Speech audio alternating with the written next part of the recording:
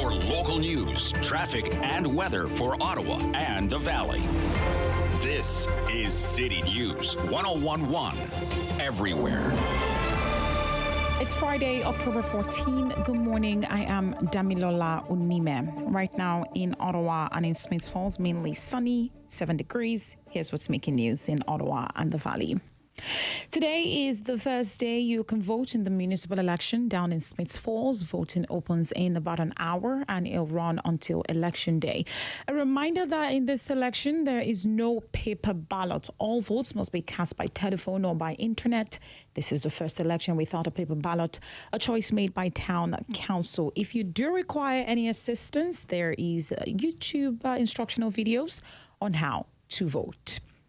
We are 10 days out from the municipal election, and those hoping to avoid potential lineups on election day have a few hours left to cast an early ballot in Ottawa. CityNews reporter Jamie Pulford joins us with the voting news you can use. The countdown is on, just over a week now until the municipal election happening October 24th. This is your final day for advance voting. You need ID, and you can only vote at a polling station in your ward. Now, when it comes to voting, how familiar are you with the candidates running for school board trustee? 1 in 5 voters have actually left the trustee portion of the ballot empty in past municipal elections. But this is a very big deal, according to Ontario Public School Boards Association President Kathy Abram. We control a lot of money in this province. Education is the second largest budget line in the entire province. Now, an even bigger issue here, advocates say some far-right groups are taking advantage of this often ignored part of the ballot. The Canadian Anti-Hate Network tells City News there are concerns these groups are pushing anti-woke candidates to run for trustees to influence policy at the public school board level. Reporting live, Jamie Pulford, City News. And with the weather forecast for Ottawa and the Valley, here is City News weather specialist Denise Andriachi. Still a few lingering scattered showers this morning. Sun and cloud for most of the day, highs near 15. So not a bad start to the weekend.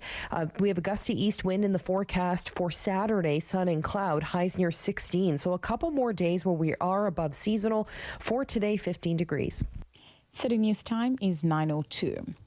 Ottawa police advising motorists to avoid a portion of Prince of Wales Drive. Emergency crews are responding to a serious collision at Stranraer Drive and Prince of Wales Drive. Road closures are in effect southbound Prince of Wales between Barnstone and Stranraer. The city is also advising residents to be aware of a new text message scam making the rounds. A couple of people have reported receiving a text message from the city of Ottawa claiming they have an unpaid parking ticket. The city says do not fall for the text message as it is a scam. They say it leads to a website that looks like it's the city's, but when you look closely, it is not. The city reiterating that they will never ask for payment information from residents via text message. If you've clicked that link, you are advised to file a report with Ottawa Police. City News time is 9:03. A wildlife management operation is set to kick off today at the Riverside Park after multiple reports of coyote killing pets in that area. One coyote will be trapped and euthanized if necessary. Residents are asked to avoid McCarthy Woods and the Hydro Corridor along the northern border until the operation is over. You're also asked to keep small pets under supervision, especially if they are out at night. The city will inform the public when the operation is completed. It's one of the most popular late night segments, and last night Jimmy Kimmel brought us his latest celebrities read mean tweets.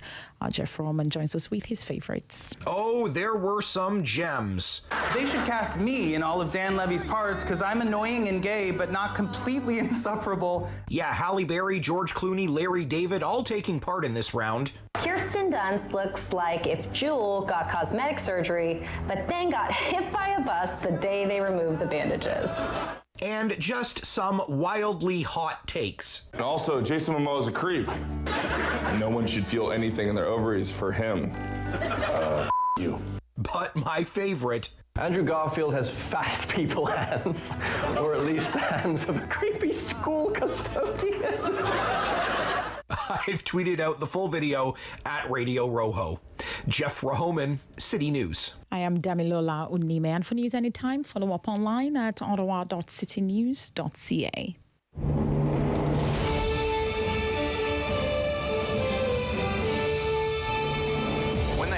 say X, he's got the Y. it's the Rob Snow Show on Rogers TV and City News. 101.1 FM and 1310 AM. And away we go. Friday. We made it. Barely. Is anyone else just exhausted this week? I'm exhausted. I think it's the daylight thing. I just feel beaten down. Just beaten down this week. And the news doesn't help, does it? I have been a lot of bad stuff in the news this week. We started the week with Russia killing civilians in Ukraine, North Korea testing ballistic missiles and, firing shells into the demilitarized zone. That's in the news this morning. That's good. What else happened this week? Oh, yeah, stock market almost crashed yesterday because of inflation in the U.S. It's up again. And front page of the Globe and Mail this morning, yes, high inflation becomes political liability for Biden administration ahead of midterms. Yikes. I would not want to be running in an election if I was Joe Biden just at the moment. High inflation in the U.S. means it costs more to borrow money, which means the U.S. dollar goes up in value compared to other currencies, which means everything gets more expensive everywhere. But fear not, my fellow Canadians, our federal government is here to help. I was informed this morning that it is Carbon Tax Rebate Day. Did any of you get a rebate? Check your bank accounts. Thank you, Trudeau government. I feel better off now than I did before. Best tax ever. Good morning. Welcome to the Rob Snow Show. Rob is not in today because he's working on a very special project. I'll have more for you on that in just a few minutes here, so stay tuned. I am David Smith, filling in on the Rob Snow Show today. Still ahead on the program, all our regular Friday fare is lined up for you. Later on this morning, we'll do Queen's Park Week in Review. A trio of MPPs will join me, and I'll put them on the hot seat about healthcare, childcare, and COVID-19, which I think are the three biggest provincial files to watch at the moment. Steve Warne will be here as well in the 11 o'clock hour to talk sports. Bit of a rough opening night for the Sens in Buffalo yesterday. That damned power play let them down again. How do you blow a 5-on-3 for almost a full minute? Come on, guys. So we'll get Steve's analysis on what went wrong and, if anything, went right for the Sens in that 4-1 loss last night. The municipal election, of course, back in focus for us here on City News today. There was a TV debate last night. Did you watch it? There weren't any real fireworks, in my opinion. You may have heard that McKenny's campaign, the latest spin coming from the McKenny campaign is that Mark Sutcliffe has a $100 million hole in his budget because he somehow didn't calculate inflation properly. McKenny sent out a media release yesterday right after the debate wrapped up, and it says, I'm quoting directly here, in Mark's plan, it says the city would face $75 to $100 million in inflation pressures. His plan accounts for inflation at 3.5%. But when you do the math, that would only make sense if the city budget was $2 billion, and the city's budget is actually over $5 billion, end quote from the McKenny campaign. So the accusation from McKenny here is that Sutcliffe's team slapped together a budget plan so carelessly and so haphazardly that they didn't check the basic arithmetic. Interesting. Because the Sutcliffe plan has received an endorsement from the former parliamentary budget officer, Kevin Page. Yes, that's the same Kevin Page who also endorsed the McKenny budget plan. They were very happy to announce that at the time. So the way I see it, either Mark Sutcliffe's plan does have a huge hole in it and Kevin Page is an idiot, or Kevin Page is not an idiot. And this is just spin from the McKenny campaign because they know they're weak on fiscal credibility. And I know Kevin Page isn't an idiot, so that really leaves one option, doesn't it? We'll get more into the municipal campaign with Derick Fage from Rogers TV when he joins us after the 9:30 news this morning. And the other big story I'm watching today is the inquiry into the federal government's use of the Emergencies Act to end the Freedom Convoy protest in Ottawa. The inquiry started yesterday with presentations from Justice Rouleau and all the lawyers. Today we will hear for the first time from witnesses, including 2 local BIAs, Councillors Mathieu Fleury and Catherine McKenney, as well as Zexi Lee, the 20-something resident of downtown Ottawa who took it upon herself to sue for an injunction to stop the horn honking back in February and kind of became the face of the residents of Ottawa impacted by that whole event. So that's the local perspective. But what is the whole exercise about? What are we trying to accomplish here? It's to see if the Trudeau government was justified in their unprecedented use of the Emergencies Act to suspend civil liberties and aid law enforcement in clearing the protests that turned into an occupation of Ottawa's streets. And really, who's to say? I'm not going to sit here and speculate. We've never done this before, right? This is the first time the government has used the act, and so this is the first inquiry into its use. I will say, though, that there is early evidence to suggest that no, the act wasn't needed to clear the protest. For example, again, front page in today's Globe and Mail. Emergencies Act wasn't needed to shut down convoy protests, OPP. Quote, the sweeping powers triggered by Prime Minister Justin Trudeau to quell February's convoy protests were not needed, the Ontario Provincial Police said at the first day of hearings in a public inquiry to determine whether the federal government contravened the law in its use of the powers. End quote. Huh. Well, isn't that interesting? I seem to remember a certain public safety minister at the time ranting and raving about how law enforcement were desperate for these powers and advising the government at every chance to invoke the Emergencies Act. Maybe you remember. That's the reason why we had to invoke the Emergencies Act, and we did so on the basis of nonpartisan professional advice from law enforcement. We were following the advice of various levels of law enforcement. I want to be absolutely clear that we invoked the Emergencies Act because it was necessary to protect the health and safety of Canadians. You heard from Commissioner Lucky herself during her testimony before. It was only after police told us that they needed this special power. We invoked the Emergencies Act after we received advice from law enforcement. I don't want to speak for every last serving member of law enforcement, but there was a very strong consensus that we needed to invoke the Act. A consensus with whom, Minister? A consensus of one? So our newsroom will be following that for you all morning, and we may dip into the feed of it here and there throughout the testimony, throughout the show. Tom Korski from Blacklock's Reporter is coming up next. I know he's following these proceedings very closely as well. Don't go anywhere. We'll be right back. This is David Smith filling in for Rob Snow on City News.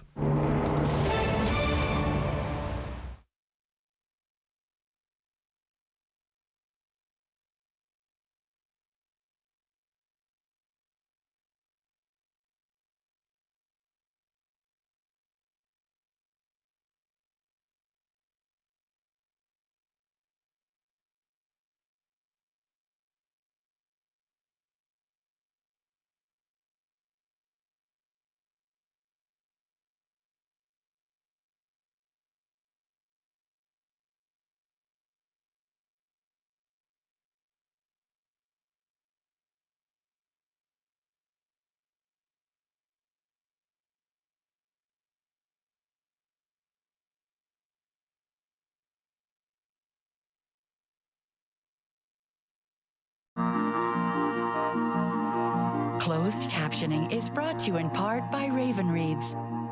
Unbox Indigenous voices. Subscribe today at ravenreads.org. October 5th, 2014, my daughter was hit by a train. She was walking along the sides of the tracks, and it shattered her world. It was our 35th anniversary. To celebrate, we were on our way to Mama Rosie's, where we had our first date. That's when we heard coming from the radio. So we stopped and listened. It helped us get to safety. So when I think of our anniversary, because now we have even more to celebrate.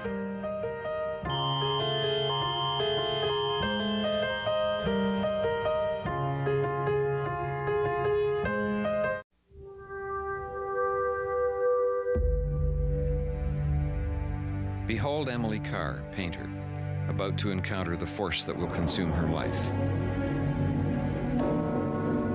How tightly they sealed their secrets from me, humble and pleading before the great trees, awaiting the invitation from the Spirit to come meet me halfway. Nothing is still now. Everything is alive. At last, I knew I must see through the eye of the totem itself, the mythic eye of the forest.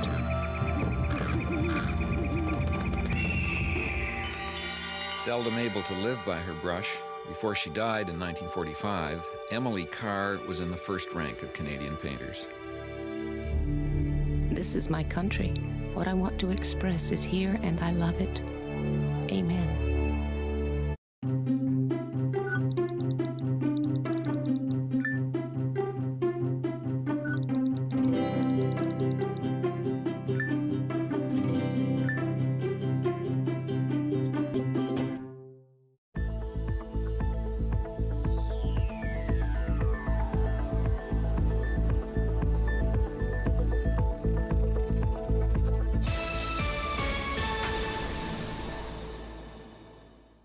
Hanging on the line, but just before that, right now I have none other than Rob Snow himself connected to City News Studio 1 via his remote broadcast bunker. Rob, are you there? I am indeed, David. Good morning, David. Good morning. Hello. Glad we could get a hold of you. Lots of people calling in and emailing in already today. Where is Rob? Why isn't Rob hosting the show today? And as I said in the opening, Rob's off today, preparing for a very exciting change that is coming to City News next week. And nobody better to fill us in on the changes coming to our programming lineup than Rob himself. And I'll let you take it away, Rob.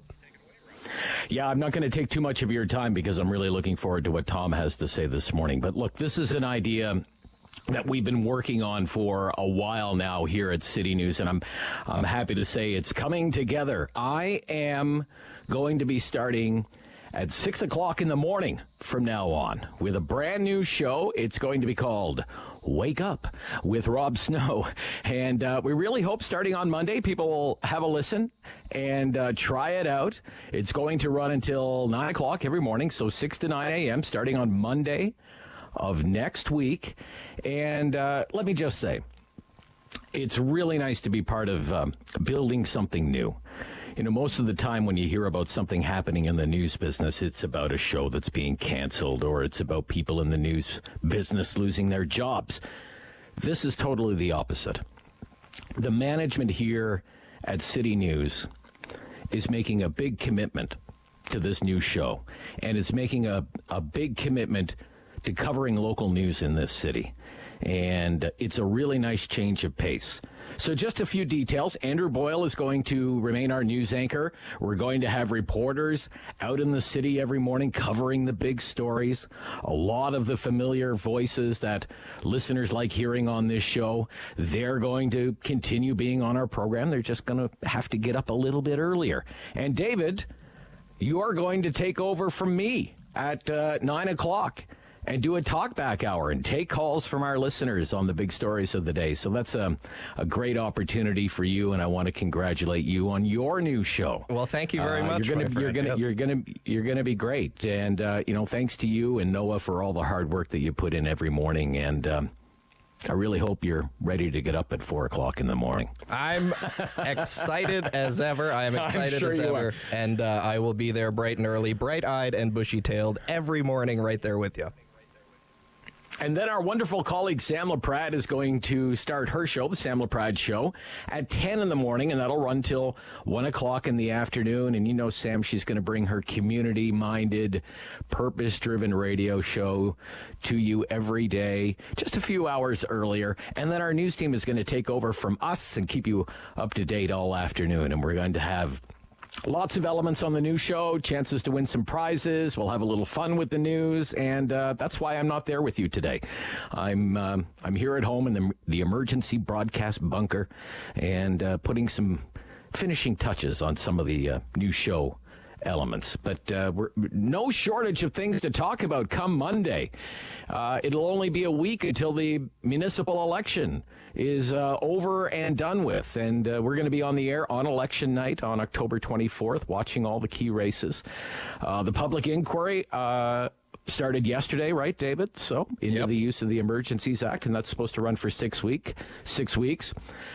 We have 55,000 education workers who say they don't want to go on strike, but, that's the story we'll be paying attention to. And I notice how COVID and masking and public health discussions, that's all resurfacing again, and the problems with the healthcare system. So we're going to be all over these stories, as we always have been. We're just going to do it a little earlier in the day. So join us on Monday. We're really looking forward to it and this great opportunity. Wake Up with Rob Snow, 6 to 9, Monday to Friday. And we can't wait to get going. So I'll see you then, David. Okay, we'll let you get back to it. Thank you. Yeah, and have a great show today. Thank you. Okay, there you go. There's the big announcement, and I'll bring in quickly now as well. Our City News Ottawa news director, Mark Day, is sitting here in the studio with me. And Mark, well, thank you. Thank you. Rob said it best. The management is investing a lot of time and faith and priority in covering the stories in our city. So can you tell the listeners a little bit about why we're doing this? Yeah, it comes at an interesting time, too. Just a couple of days ago, City News, we celebrated our 12th anniversary here in this market, and I've been a part of the team for the last 12 years, too, and to see so many wonderful changes over the years and to work with so many great people. And at this time, it's an exciting time in Ottawa. There are lots of news to talk about. Rob just brings just a fresh air to the airwaves. He's so dedicated and passionate about radio and local news, and he does such a great job. It's just time to wake up with Rob Snow in the morning. Make sure he gets up a little bit earlier and to get us on our day. And congrats to you too, David, with your new talkback hour from 9 to 10. That's going to be a lot of fun. And that's important for our listeners as well, to have a chance to talk back. It's one of the most popular hours in radio in this city, and we'll continue with that with you and your new show from 9 to 10, and then Sam LaPrade from 10 to 1, and that'll be simulcast on Rogers TV from 10 until 12 every day. And Sam has a lot of great things that she's also working on for her new show. And all news afternoons from 1 until 7. We have you covered with our wheel with Danielle Bain and with Jason White and Andrew Boyle and Demi Lola Unime. And it's just a fantastic team we have here. Thank you so much for all of your work. And thank you to our listeners. We couldn't do this without you. And this is just to give you more of Rob Snow in the morning, David and Sam and the rest of our team. And we just thank you for listening, and we'll continue to do our best. Okay, there we go. Thank you, Mark, for coming in and explaining for the listeners, because it can be touchy going through changes, but these are all good changes, folks. So we appreciate you staying with us, and we're very excited to launch next week. Now, back to the matter at hand, back to today's show. Welcoming on the line, Tom Korski, managing editor, Blacklock's reporter. Good morning, Tom. Hi, David. How are you doing today? It's a big week. No complaints, and it has been a big week. Historic week, really. Historic, absolutely historic. So I'd like to start today. Usually in this segment, we go down a list of the top stories from Blacklock's reporter this week. But given the historic significance of this moment, I want to focus today for a few minutes here on the Emergencies Act inquiry. It's all over Blacklock's. You guys have been on this story since the trucks were parked on Wellington Street. So how are you coming at your coverage of the inquiry? What are you watching? What are you looking for? I think there's two things to watch for and two questions to ask. And the judge articulated this in a more eloquent way than I will. Number one, did Cabinet break the law? Forget about honking and irregular parking on Wellington Street. Did Cabinet break the law? And number two, will any future cabinet ever use this Emergency Act again in such a way as this cabinet did? Those are very far-reaching questions, David. Very far-reaching indeed. And I'm curious to get your take. I know it's early days, but there's a lot at stake here for this Trudeau government, isn't there, Tom? In my opinion, my 2 cents, David, I think this is legacy material. If Cabinet has some rationale for what it did in using these extraordinary police powers, that's been a secret. Minister of Public Safety told the House of Commons months ago, there's evidence, I just can't tell you right now, but we have it. No one has seen anything like that to date. Every internal document we've seen contradicts the official claim that this posed some kind of national crisis. It was a Wellington Street crisis. That is really the crux of it. If it wasn't a national crisis in Coots, if it wasn't a national crisis in Windsor, why was it a national crisis on Wellington Street? That's the crux of it. And you did a very good job of laying that out. So for the listeners, that's where we're at. This is what we're digging into. This is why the act comes along with this mandatory inquiry. Now, I want to go to Blacklock's reporter right now, and one of the stories you have up this morning, Tom, did catch my eye, because I've always wondered what goes into preparing a witness for a committee like this. And at Blacklock's this morning, we peek back behind the curtain of how actually they do witness preparation, and there's a story here called Tips for Commissioner Lucky. And I'll read just a little bit here. RCMP Commissioner Brenda Lucki, when testifying at parliamentary hearings, must appear, quote, self-confident and firm, speak slowly, and beware of trickery by MPs. Who comes up with this stuff? 5 pages, David. It's a 5-page tip sheet. Okay, that's not a tip sheet anymore. That's a novel. 5 pages of tips for the #1 federal officer in law enforcement on how to answer a straight question in parliamentary committee. Are you kidding me? How does the RCMP fill the paper tray in the photocopier? It's unbelievable. You would think if there's somebody that knows a thing or two about testimony, it'd be the top cop of the RCMP. I'm just throwing that out there. That's crazy talk. I'm not a law enforcement expert. I'm not a law enforcement expert, Tom, but it is my hope the top cop of the RCMP would know how to testify on her own. Maybe my standards are too high. 5 pages. Use simple language, no acronyms. Keep your face straight. Use a neutral tone of voice. For 5 pages, it went on and on. This is crazy talk, Dave. You have no future in policing, my friend. All right, Tom. Look, I know you're busy. I know you want to get back to it. The hearings are just about to get underway here at 9:30, and in our new time slot next week, you will join Rob Snow, and you guys will have a lot to talk about, and we look forward to hearing you then. Thank you, David. Tom Korski from Blacklock's reporter. He's our eyes inside Parliament today. Again, Emergency Act inquiry, testimony from local witnesses beginning at 9:30. We're all over that story for you here today on City News. If there's anything big that you need to know about, we will break it for you as soon as it happens. Just coming up on 9:28 here on The Rob Snow Show, David Smith filling in today. Derick Fage from Rogers TV is standing by. He's after the news. Don't go anywhere. This is City News.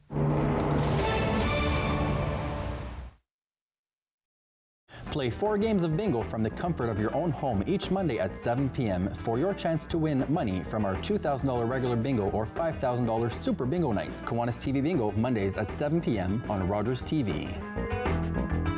What are we doing about COVID? Seems like the communications have been all about how everything's opening up, and yet here in Ottawa we're experiencing our 7th wave, so a bit of a contradiction there.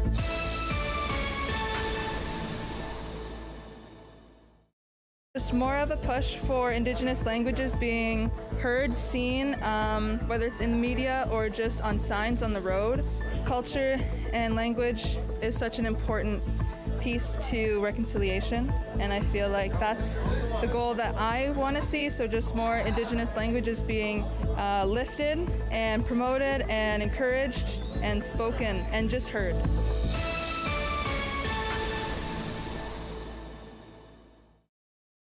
$20. And Maggie, Mrs. Calabash, come into my kitchen. A quick mayonnaise, egg yolks, garlic, Dijon mustard, lemon juice, olive oil, immersion blender. Go down, come up. Voila, mayonnaise. Boom, boom, boom, boom, boom, boom, boom. $20. $20. Yeah. Hello, I'm Jim Deeks, host of Canada Files. I hope you'll join me each week for interesting and informative discussions with some of Canada's most impressive people. Every year, dozens of Canadians are killed or seriously injured because they take risks around railway tracks. Talk to your loved ones about rail safety. Visit stoptracktragedies.ca.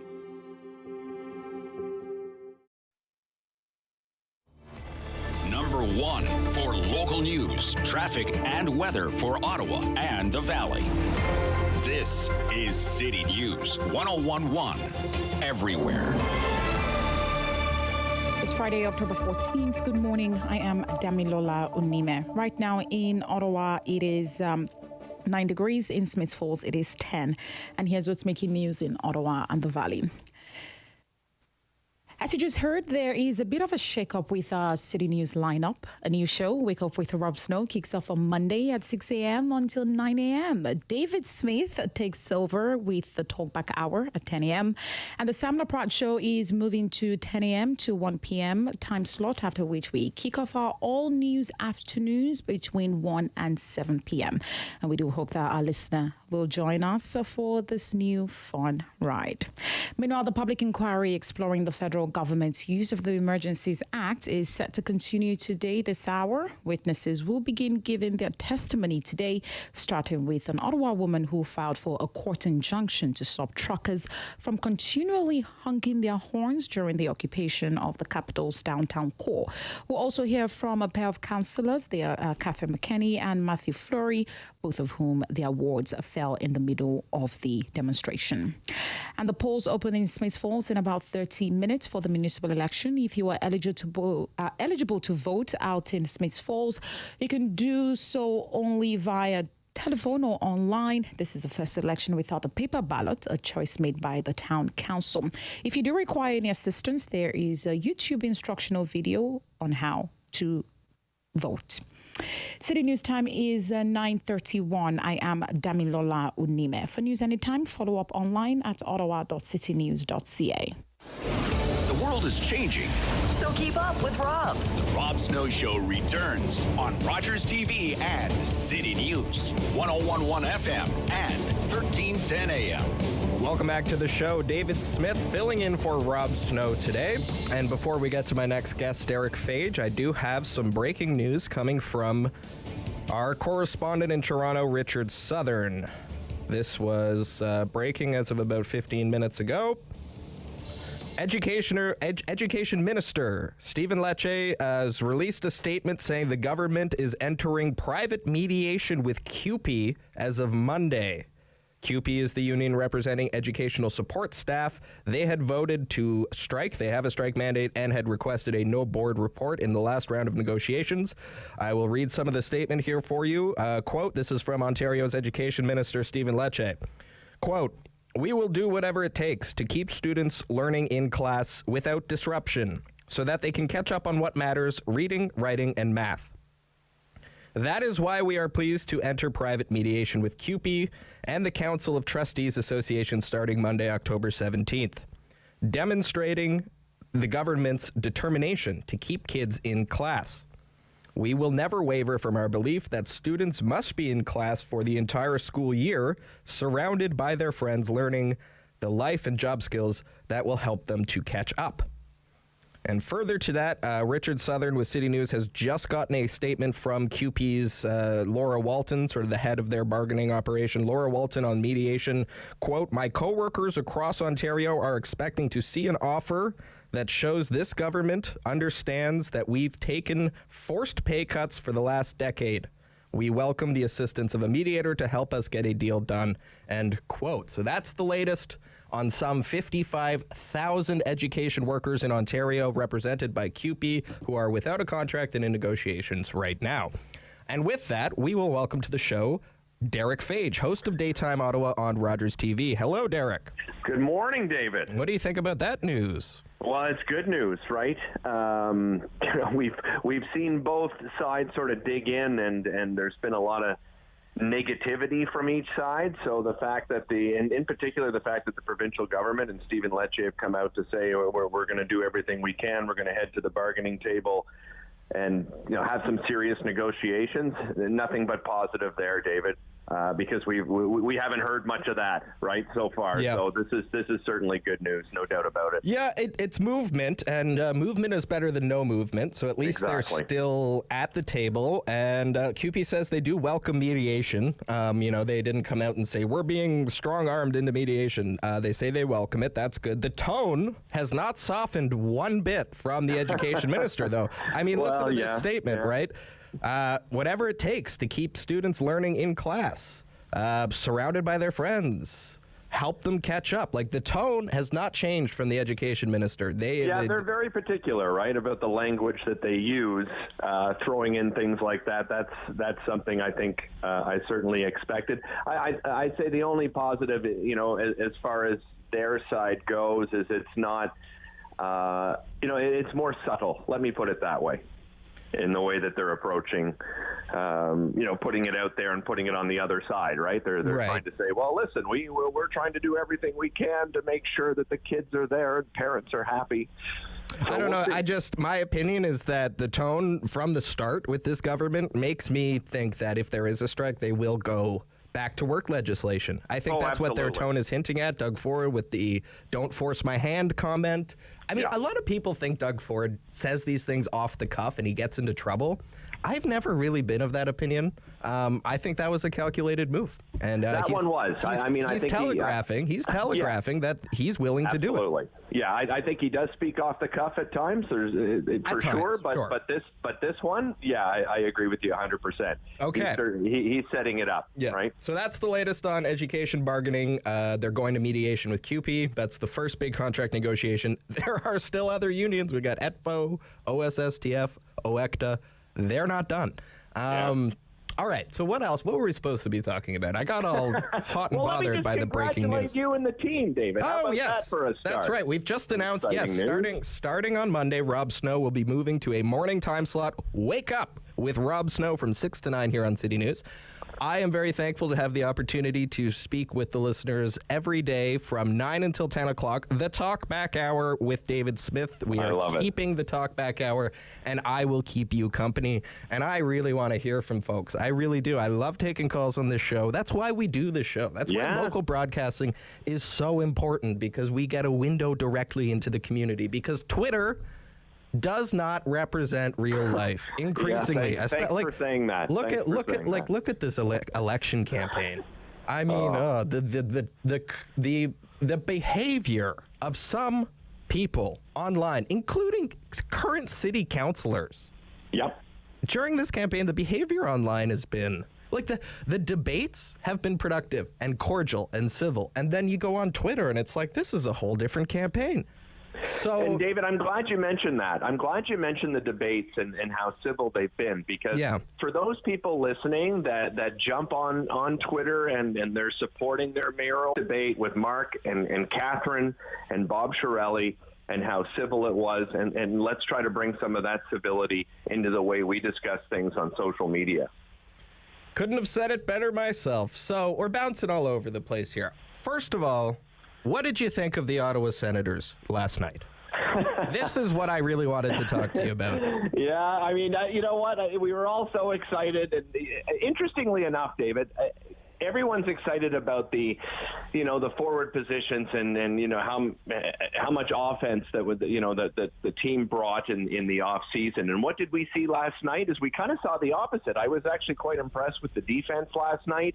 Our goaltending, Forsberg played an excellent game. And what happened? You ran into a great performance by former Ottawa Senator Craig Anderson. Things like that happen. I mean, Craig Anderson stood on his head. I would say that the offense played a little sloppy at times. I mean, they're still getting used to each other for sure. There were some missed opportunities, but all in all, I wouldn't panic if I was a Sens fan. I know Buffalo isn't considered certainly a strong team, but you're going to get games like this during the season, and let's not forget. Certainly, there's been a great off season. You've had training camp, but the chemistry is going to come. Especially because, you can't look at those 8 exhibition games, right? Because you played a lot of guys that won't even be playing with the big club, right? They've been sent down to Belleville and some of the other teams. They had a look at them. So let's just be patient. Again, I think. All right. I won't. Hot goaltending. I won't give up all hope. I won't give up all hope yet. You've convinced me. You've talked me off the ledge. I'm stepping back off the ledge. You've talked me down.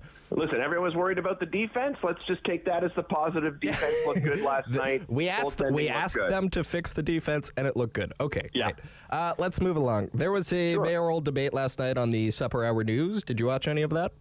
I did. I actually watched it this morning online. Do you think anybody won? Yeah, I don't think so. Yeah, I don't think so. I look at it, I don't think anyone moved the needle whatsoever. I think the one thing that came out of that, and I think we're going to see this throughout probably the rest of the campaign, is McKinney and their use of the quote, the $100 million hole in Sutcliffe's budget. Weak. That's just weak spin in my opinion. It's just weak spin. For sure, but I think McKinney's going to use it, right? This is going to be something we're going to see continually, certainly on social media, and when McKinney speaks to the media, such as CityNews, we're going to, that's going to be something McKinney's going to be firing off. Here's what I really want people to know about this spin from the McKinney campaign. Okay. They say that Mark Sutcliffe's fiscal plan is a mess. It's been endorsed by the same former parliamentary budget officer as McKinney's plan. So either McKinney's plan is solid this is the ridiculous part, right? Either your endorsement from Kevin Page is meaningless because he also endorsed a plan that you say is terrible, or you're not being honest about your attack on your opponent. Those are the two options. Yeah, absolutely. Is your plan, why did you get this endorsement from Kevin Page and pull quote it in the document? It was featured front and center in the McKinney plan. Kevin Page says this is a good plan. Mark Sutcliffe's plan is terrible. Oh, by the way, Kevin Page also says that's a good plan. Come on. I know, it's pretty rich, isn't it? Anyway. It really is. So is there a $100 million hole in Mark Sutcliffe's plan? I don't know. Yeah, I'm not sure yet. I mean, Sutcliffe came back and said, he's going to go through, line by line on the budget. McKinney said the same thing. Bob Shirelli has said the same thing. I think every candidate always does it. I mean, even city councillor candidates. I did the debate. Every single city councillor candidate practically said, "Oh, you know what? As soon as I get in office, I'm going to go line by line on the budget." Everyone's going to do this, and I sure as heck hope you're going to go line by line, because you have 45 days to approve a budget after you get in. I mean, it's a really quick turnaround, right?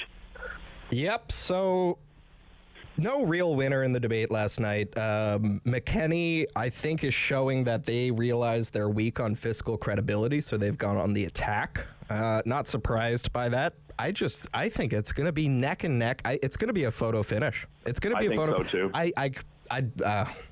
I'm a little worked up this morning. I'm a little worked up, but I'm going to do it. I'm going to say, this thing is going to come down to a handful of votes. I don't think it's going to be a blowout. I think it's going to be tight. Yeah, and there's two things to really look at. I think number one is 30, the latest poll was 35% undecided. Yeah. That is a huge number, a huge number.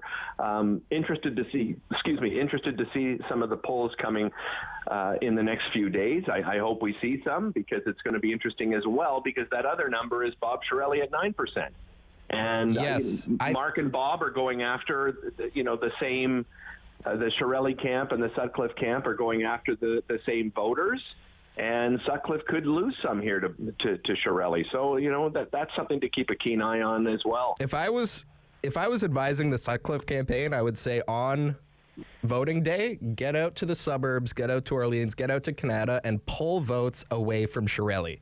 I think at this point, everybody you were going to convince to vote for you instead of Catherine McKinney, they've probably made that decision. Whether or not you can convince someone who thought McKinney might be their candidate and then saw your plan, Mark Sutcliffe, and has decided Mark Sutcliffe is the guy for me. I think all of that decision making has pretty much been done, and now it's about who can pull the most votes on voting day. Yeah, I couldn't agree more, David. That's exactly the strategy he needs to go with. There's no doubt in my mind. I love it. I love the politics. I love the municipal politics. Well, you're going to join us on Rogers TV next week. That's right. What day are we doing that again? We're doing that on Wednesday. Okay. I'm not sure. So we're gonna pre-record it. I'm not sure when it's airing as of yet, but I would imagine it's going to air that night. But of course, I'll keep people updated, and the next time I'm on City News as well, we'll mention it. But David's going to join us for a round table. We're going to have some others as well. Former City Councillor Mark Taylor will be there. Oh, Mark Taylor, very smart, very smart guy, astute observer. Even though he's out of politics now, he really has his finger on the pulse. And that'll be our election primer, we're calling it. So looking forward to that. All right, looking forward to that too. Okay, that's our time for this week. I got to run here, Derick. Thank you. Okay, take care, David. Derick Fage, host of Daytime Ottawa, regular guest here on the show. Yeah, that municipal election date, it's coming up. It's coming up fast, and it's going to be close at the end. 9:45 here on City News. We'll take a break. Coming up next, MP Michael Barrett, Conservative MP, shadow minister, critic for ethics. I want to hear from the opposition on what they're looking to get out of this public inquiry into the use of the Emergencies Act. That's coming up in just a few minutes. Don't go anywhere. David Smith here, filling in for Rob Snow on City News.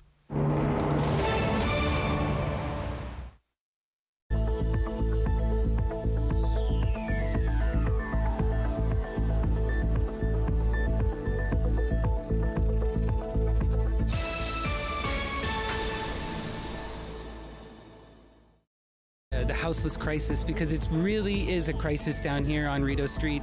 There is not enough shelters for men especially, and we need to be helping our most vulnerable.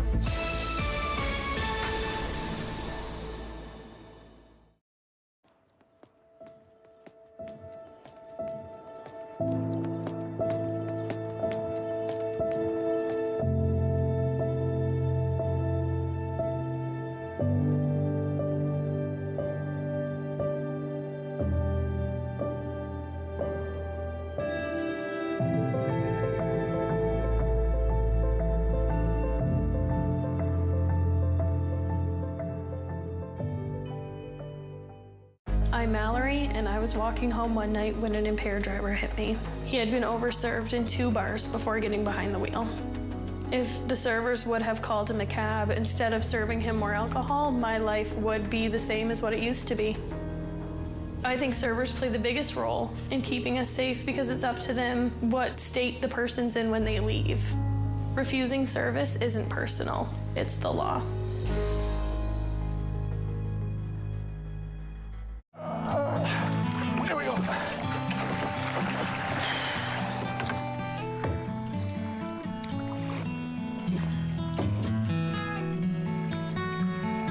Back in, okay?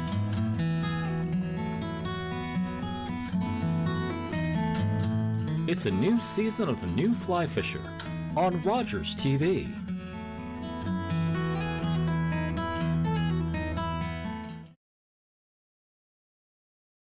Hi, I'm Sahai from The Wiggles, and this is my new book, Something in Common. Join me on an adventure as a camp counsellor helping some amazing children make friends and share what family means to them.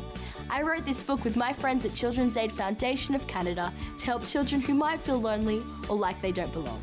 Not everyone has the same type of family, but we all have something in common.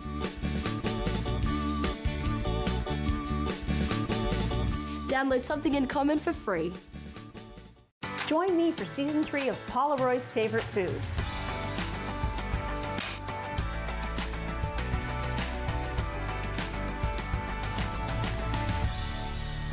That was a lot. I think I need a nap.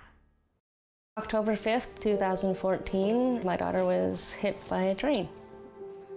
She was walking along the sides of the tracks, and it shattered her world.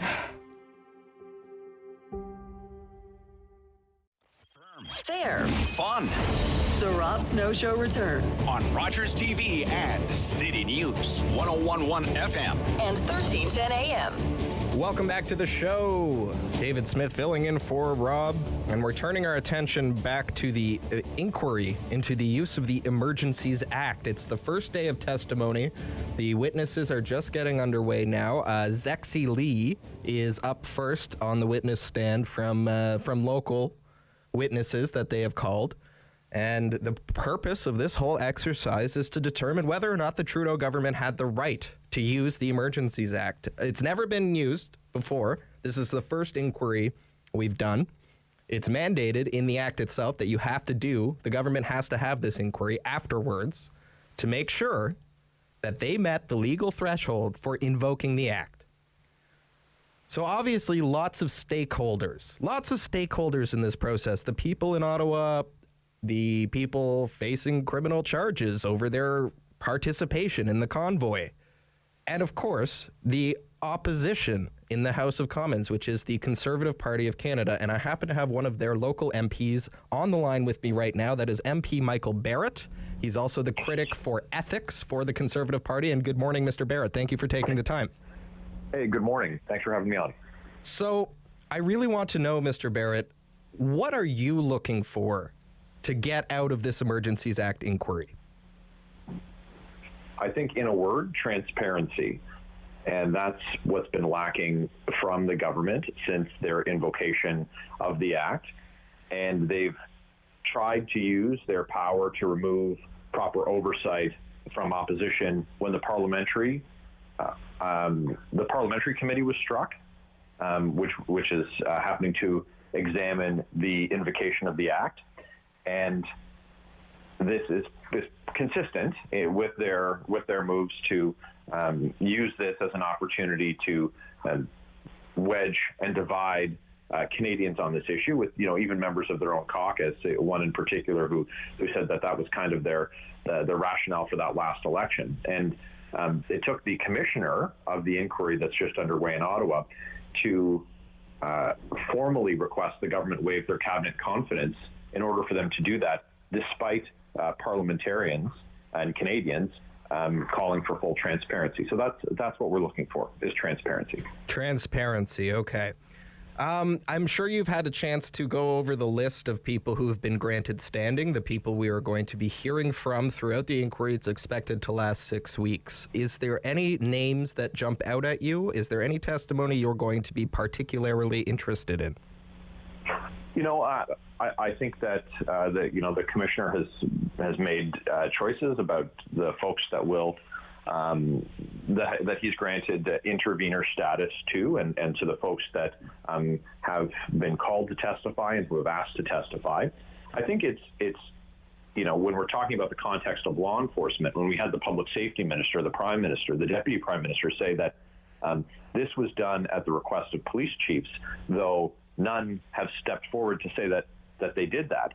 And in fact, the lawyer for the Ontario Provincial Police, our provincial police force, said that there was sufficient legal authority in the absence of the invocation of the act to deal with the protests and the protest activities that took place during that entire period of time. And that was evidenced at the Ambassador Bridge. They were able to clear that without use of these emergency powers. And so I think that's it's completely contrary to what the government has said, and I don't know what authority would be viewed with kinder eyes than that of the top policing agency in the province where these events took place. MP Michael Barrett is with me, Conservative, Leeds-Grenville-Thousand Islands and Rideau Lakes, Conservative Shadow Minister for Ethics. I would like to know as well, do you have any complaints about the way that this inquiry is being administered? Does anything about the format bother you? Do you have anything to share in that regard? No, look, we've been clear about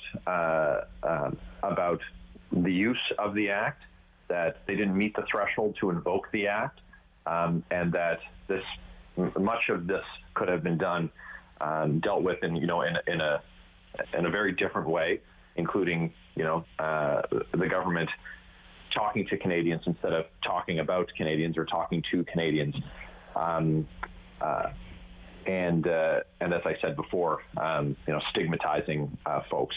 This process, this commission, it's a requirement that it take place. And we're not going to, presuppose an outcome or opine about the way that it's unfolding. But I do think that it's important that Canadians get that transparency. This is an opportunity for that, and so we'll let that process unfold. So you're the shadow minister for ethics in the Conservative Party under your new leader, Pierre Poilievre. I don't want to get too far down the road of speculation, but if the inquiry finds the government was not justified in its use of the Emergencies Act, would you call for the resignation of the Prime Minister? We think that the Prime Minister's done a number of things that have disqualified him from holding office, and will at a time of the choosing of him and his coalition partner, I guess there will be an election. But the manner in which the Prime Minister has conducted himself is with respect to this issue, with how he has spoken about our fellow citizens, it's unbecoming of his role. And so concurrently with what's happening at the committee or at the commission, we're going to continue to examine what else the government has done and what else the government has failed to do. And while that process unfolds, we're going to take a look at things like how the government managed to spend $54 million on an app that while they claim it saved tens of thousands of lives, the ArriveCan app managed to be built by developers in a single weekend when they found out what the government had spent on it. So there's a lot of work to do to check the government's homework on what they've done over the course of the last 2 years, and so we're going to do that, and we'll watch and see what happens at the commission. Okay, thank you very much for taking the time to join us this morning, Mr. Barrett. I appreciate that. Yeah, a real pleasure. Thanks for having me on. Conservative MP Michael Barrett. He is the ethics critic for the opposition, somebody who's watching the Emergencies Act inquiry very closely. It's going on right now. We'll bring you some of the testimony after the break. Zexi Lee is speaking now. She sort of became the face of Ottawa residents during the convoy. If you're not familiar with Zexi Lee's story, she is the 20-something regular resident of downtown Ottawa who took it upon herself to retain a lawyer and sue for an injunction to get the horn honking to stop. Which, if you live downtown in that period, which I do, it was rough. It was rough. I wasn't as bothered by it as some others, but that's just me. I can see how for some people it would have been very difficult to bear at the time. We'll take a break now for the 10 o'clock news. Talk Back Hour coming up next. Friday Free for All, open line, open topic. Give me a call, 613-750-1310. This is David Smith filling in for Rob here on The Rob Snow Show on City News.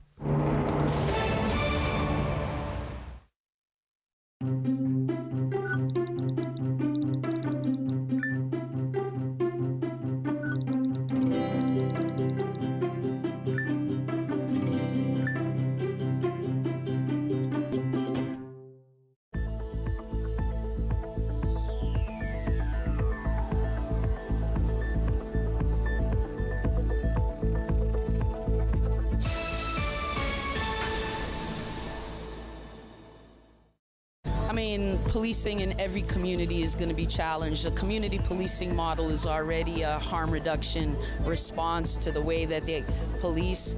I just think that we have, again, another opportunity to use police for the things that police should be used for, and then develop some other avenues for things that we can take off a police officer's plate, because it's just not what they should be doing.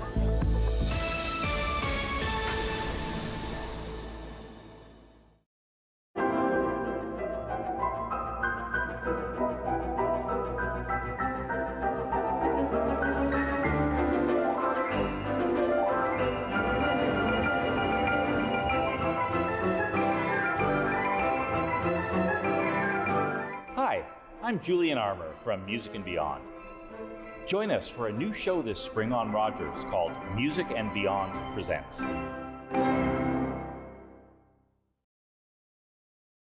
Play 4 games of bingo from the comfort of your own home each Monday at 7 p.m. for your chance to win money from our $2,000 regular bingo or $5,000 super bingo night. Kiwanis TV Bingo, Mondays at 7 p.m. on Rogers TV.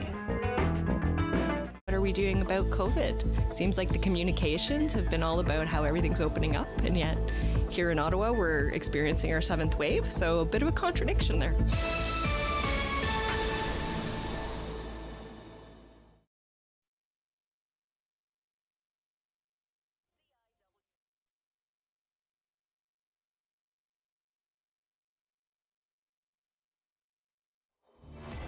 Number 1 for local news, traffic, and weather for Ottawa and the Valley.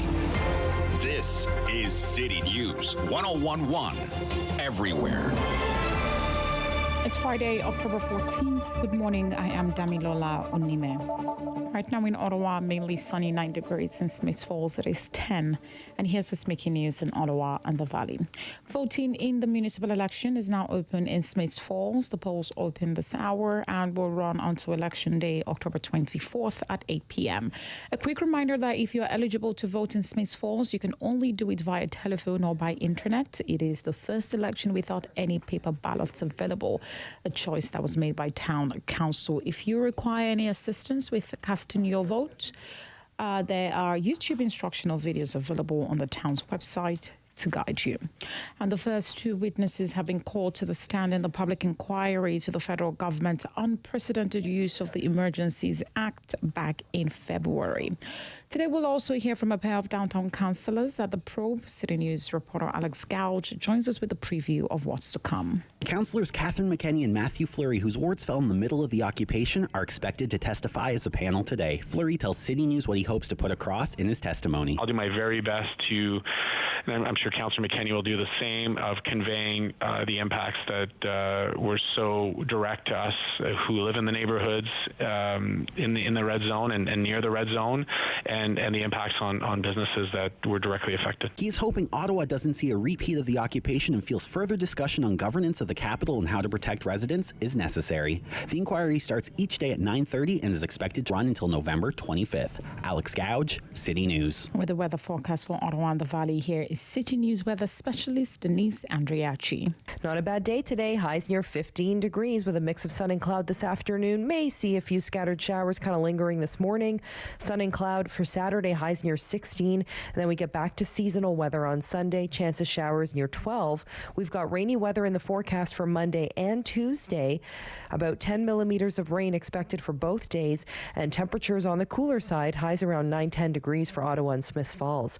For today, the daytime high 15. City News time, 10:02. If you've been listening to the Rob Snow Show this morning, you know that something big is happening at City News. We are introducing a brand new show starting on Monday. It's going to be called Wake Up with Rob Snow.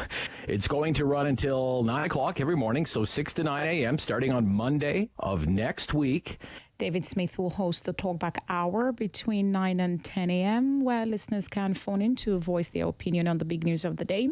And the Sam Pratt Show will move to the 10 a.m. to 1 p.m. time slot. The news team takes over at 1 p.m. for the all-news afternoon drive.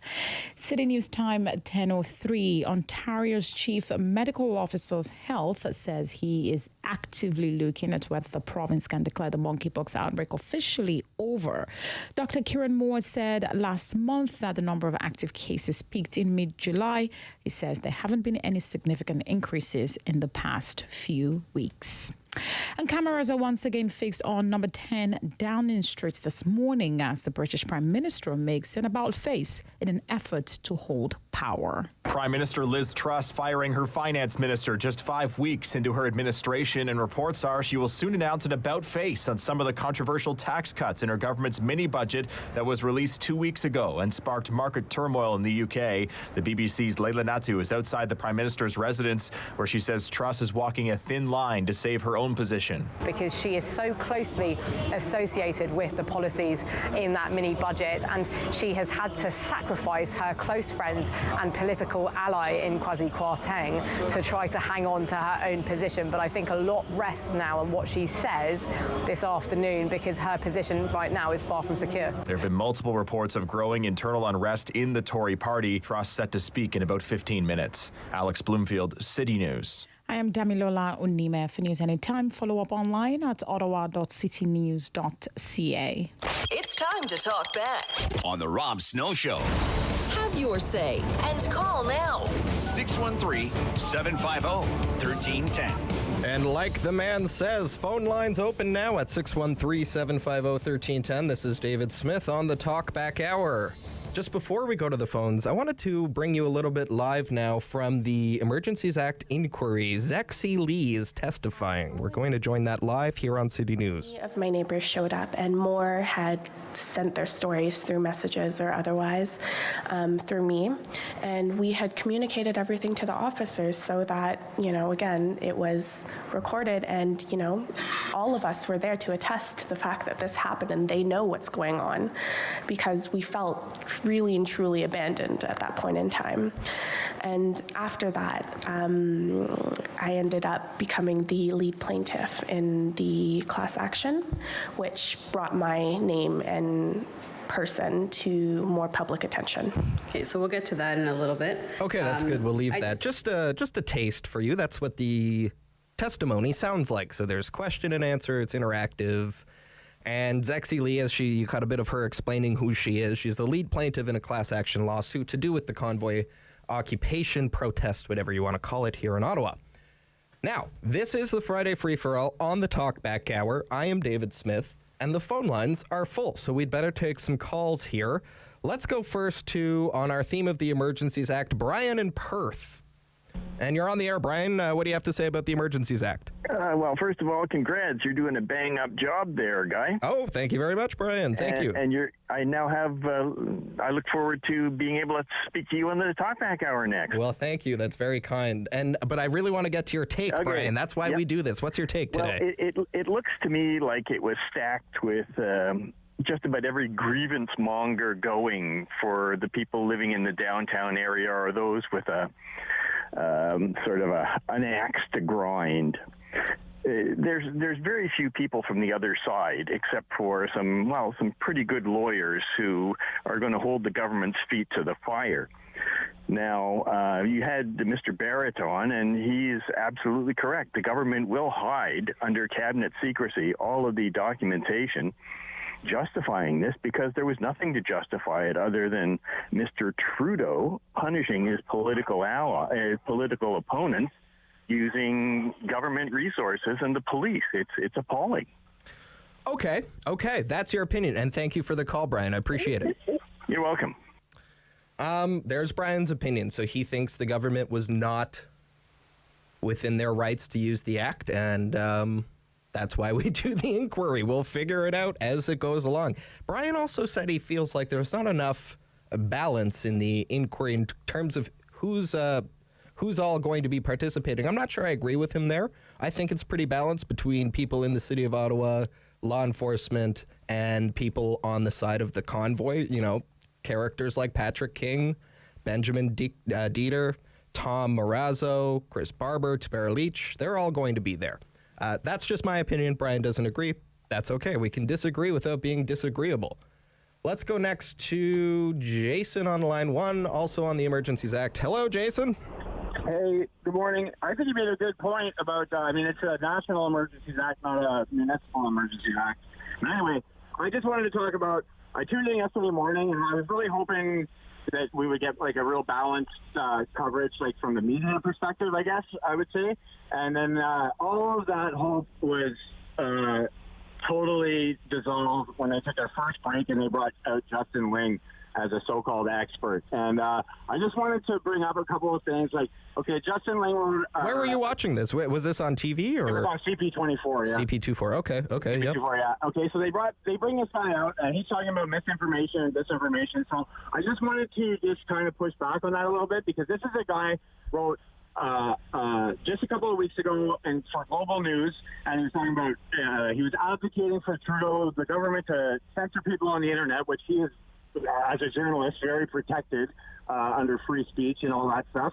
Okay, so his arguments, these are some of his arguments. I'll try to be real quick here. So Jordan Peterson is a climate denier pushing disinformation, okay, because he disagrees with him. Jordan Peterson, everything he ever talks about is backed up with science and data. He's probably love him or hate him. It'd be hard to make an argument that he's not one of the smartest Canadians, public figure in the world. He cites lots of, he says client experts like Michael Schellenberg and Bjorn Lundgren. Sure, okay? yeah, sure. Very popular podcast. A lot of people like him. And then he mentioned Ben Shapiro about that he thought that Ben Shapiro is transphobic because he thinks that people with gender dysphoria is a mental condition. Okay, so the American Association of Psychiatry agrees with that. So, you can have a discussion about that, but to outright call that misinformation, I mean, that's a difference of opinion. It's not misinformation. And then Joe Rogan. I mean, Joe Rogan has had some controversial medical experts on, but someone like Dr. Peter McCullough. Dr. Peter McCullough is the most published cardiologist alive. He has most of his work, one else. Sure. But what does this have to do with the Emergencies Act? You didn't like Justin Ling's commentary. That's what I'm hearing. Okay. And then next, Justin Ling also was the first guy to tweet out about the building fire that turned out to be absolute bunk. He wrote a story in the Toronto Star about loaded shotguns in the trunks of truckers' cars.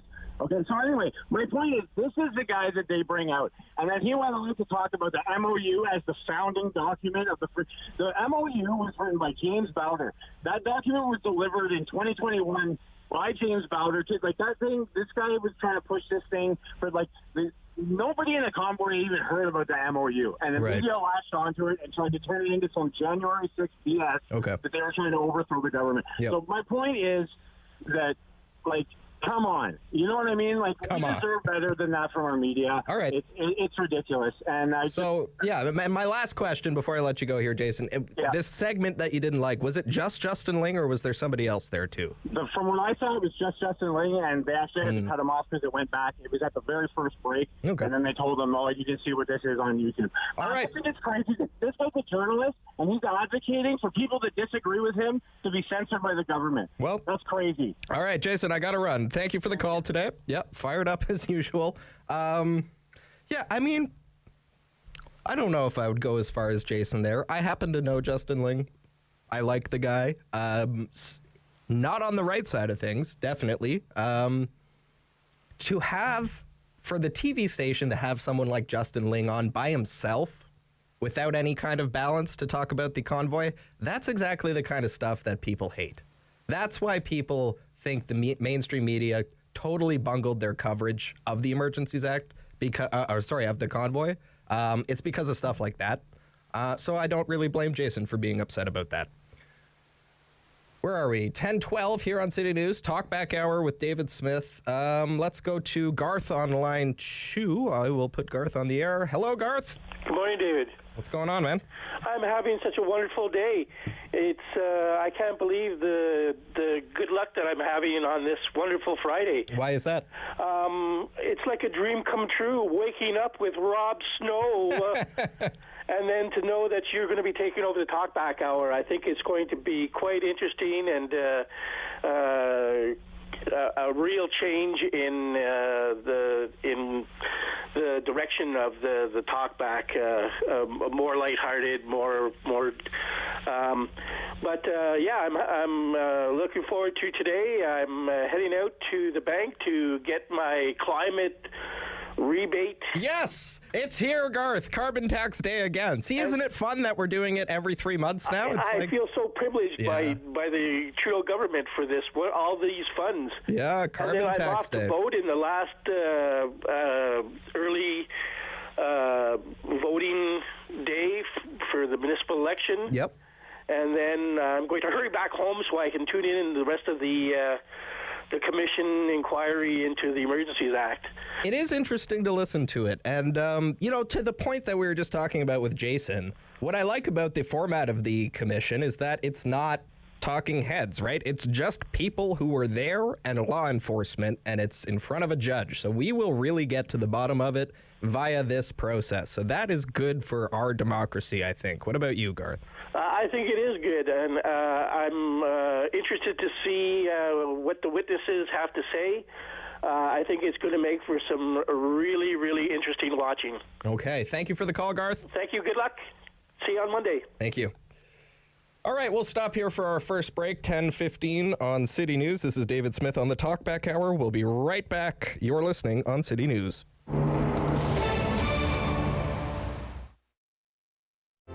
Hello, I'm Jim Deeks, host of Canada Files. I hope you'll join me each week for interesting and informative discussions with some of Canada's most impressive people. Every year, dozens of Canadians are killed or seriously injured because they take risks around railway tracks. Talk to your loved ones about rail safety. Visit stoptracktragedies.ca.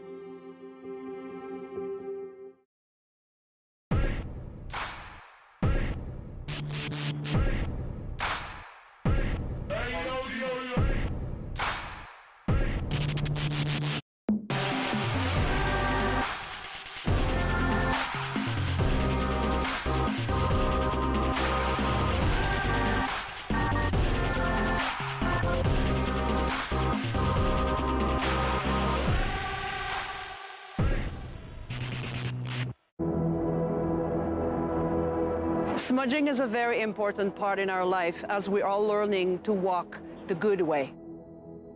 When we smudge, we use the sacred medicine, the white sage, the sweetgrass, the tobacco, and the cedar. It cleanses negative energy and replaces it by a positive energy.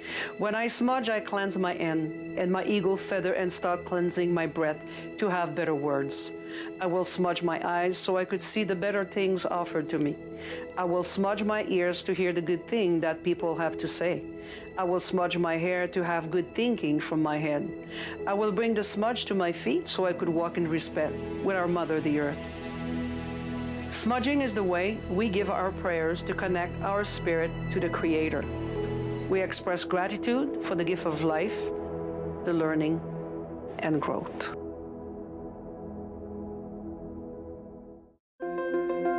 Enjoy the fresh outdoors. Play an important role in the lives of school-age children. Get paid to make a difference in your community. Become a crossing guard. We are currently recruiting crossing guards for the school year. We offer a competitive wage with various perks and opportunities for bonuses. Join the Ottawa Safety Council in keeping kids safe in the nation's capital. Find out more at crossing-guard.ca.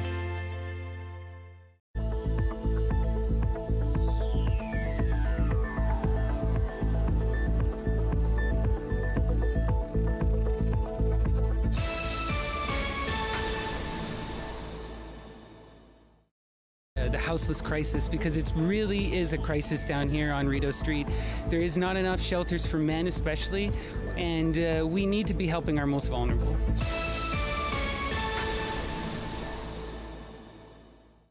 First of all, congratulations on your new show coming up Monday. Looking forward to it. I always lift weights and listen to you guys, so I'll be calling you. Thank you. Yeah, looking forward to it. Okay. I'm just thinking about the municipal elections. I have to confess, I haven't really paid much attention until recently.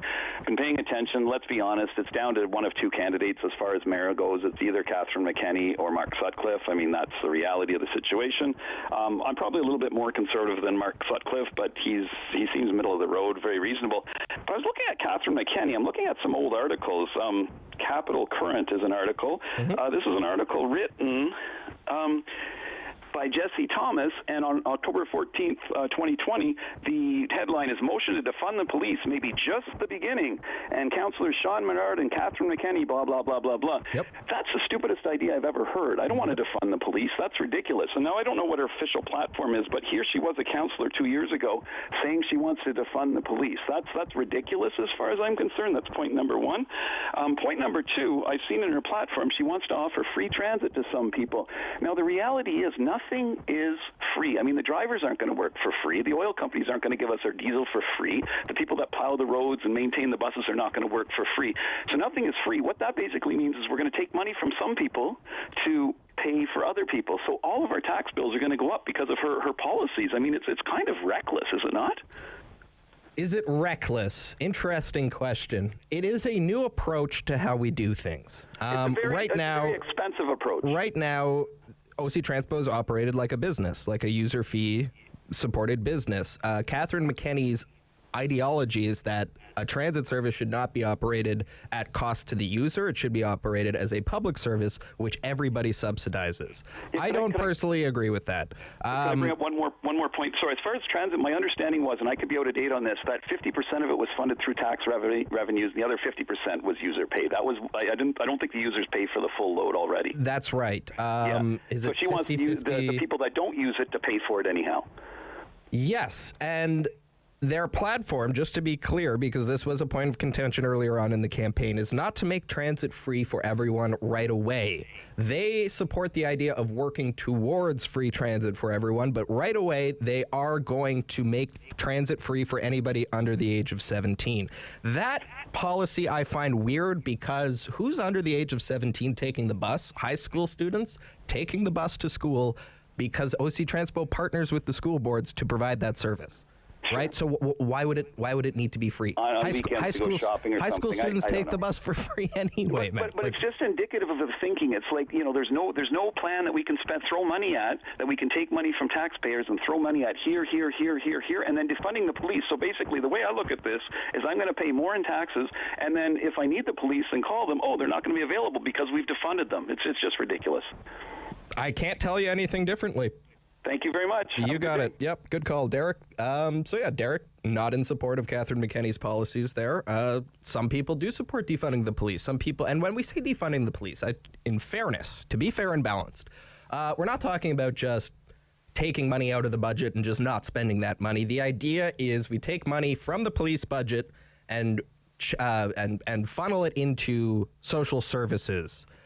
The feasibility of that is something that we haven't really talked that much about, and I'm sure I'll do whole shows in the future on that. I don't want to get too far into it today, but I have heard, and it is my understanding, that's the idea of creating, for example, a non-police response team for mental health distress calls. Well, all the infrastructure we have set up at the moment for taking a call, dispatching someone, all of that is done by the police.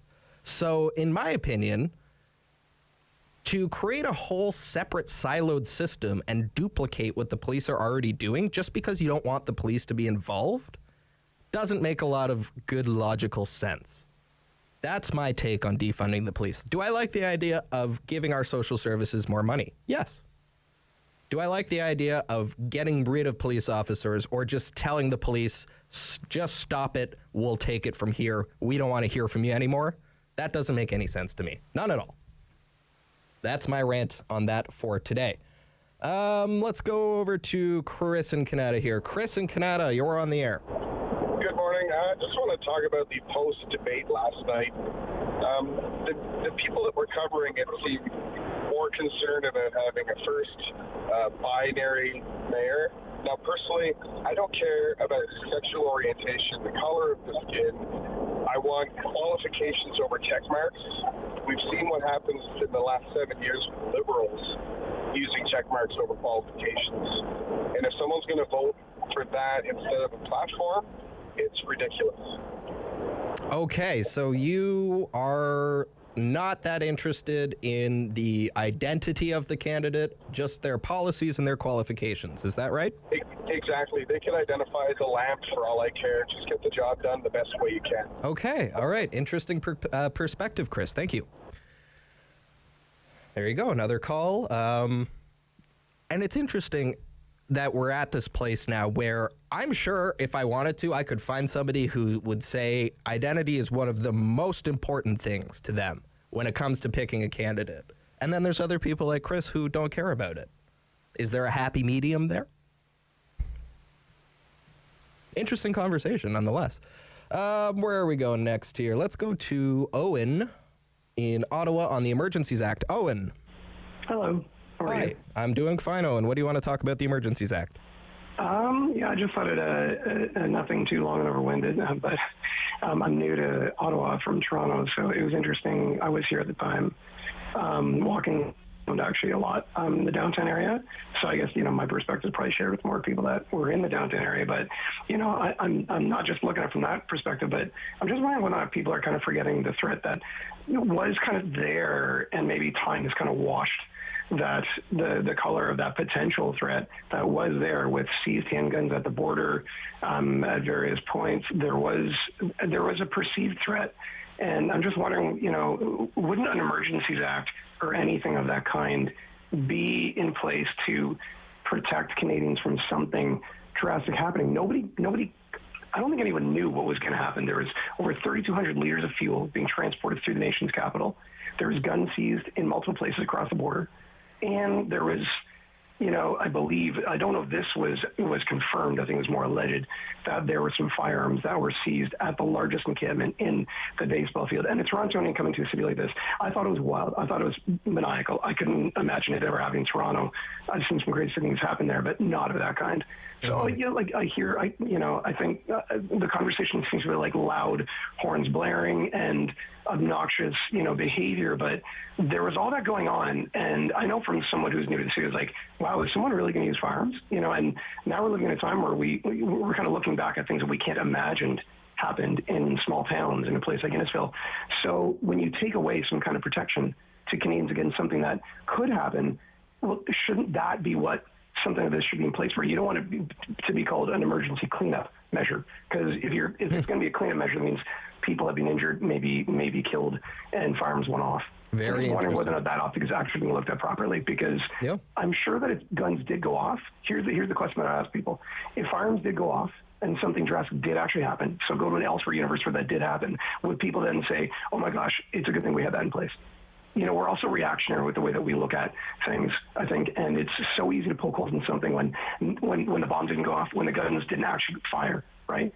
And that's what, and Owen, and to pick up on that, Owen, that is what Peter Slowly, the chief of the Ottawa Police at the time, that was his big fear. And he's testified to that already in a different parliamentary committee. His big fear was everything is fine now, but there are some people in this city, not a whole lot of them, but they are here, and we're concerned that if they choose to act, this situation is going to get out of control and become tragic. That was a concern from law enforcement at the time, and that's what the commission, the inquiry, is going to try to get to the heart of. Right. And to clarify your point about were there firearms seized, all we know and all we could get out of the Ottawa Police Act Committee was that they never charged anyone with a firearm offense while they were clearing the protest. Right. Not to say there weren't firearms there. Ottawa Police say they didn't charge anyone with any firearm offenses. So that's where we're at. Again, that question may be probed in the commission as well. We'll have to wait and see. I think also, and to your point there, like, yes, granted that, and I've been looking at the reports to see if there's anything confirmed, and you're right, I believe you're correct about that, but there were firearms that were seized at points in the border by the Canadian man in Alberta. In Coots, yeah. Absolutely. Yeah, I mean, and that's where it's like, calling it a Wellington Street problem, like, it wasn't. I think if you say that, I think you're actually forgetting about points in history. It's selective. I get it. You can be selective with your memory or not. I'm an analyst, so I can't be. So maybe that's my analytical brain, because I have to be strictly binary with how I look at things and remember as much as possible. It's data, after all. And there was. So there would be some people that, it was more alleged, it wasn't confirmed, but actually we can't change history once it's being written, and some people actually were. And that's the whole problem of it, is that it wasn't just it wasn't potentially a Wellington Street problem. I hear what you're saying. I don't think you can say that. I think you're going to slip on your words and chew your tongue hard if you keep saying that repetitively over and over again. We're out of time here for today, Owen. Okay. Call back anytime. Thank you. Thanks a lot. Thanks, Steve. Very interesting call. Yeah. That's why we have 6 weeks of testimony. 6 weeks, dozens of witnesses. They're going to go over it all with a fine-toothed comb. This is just day one. Halftime now on the Talkback Hour here with David Smith. You're listening on City News. Join me for Season 3 of Paula Roy's Favorite Foods.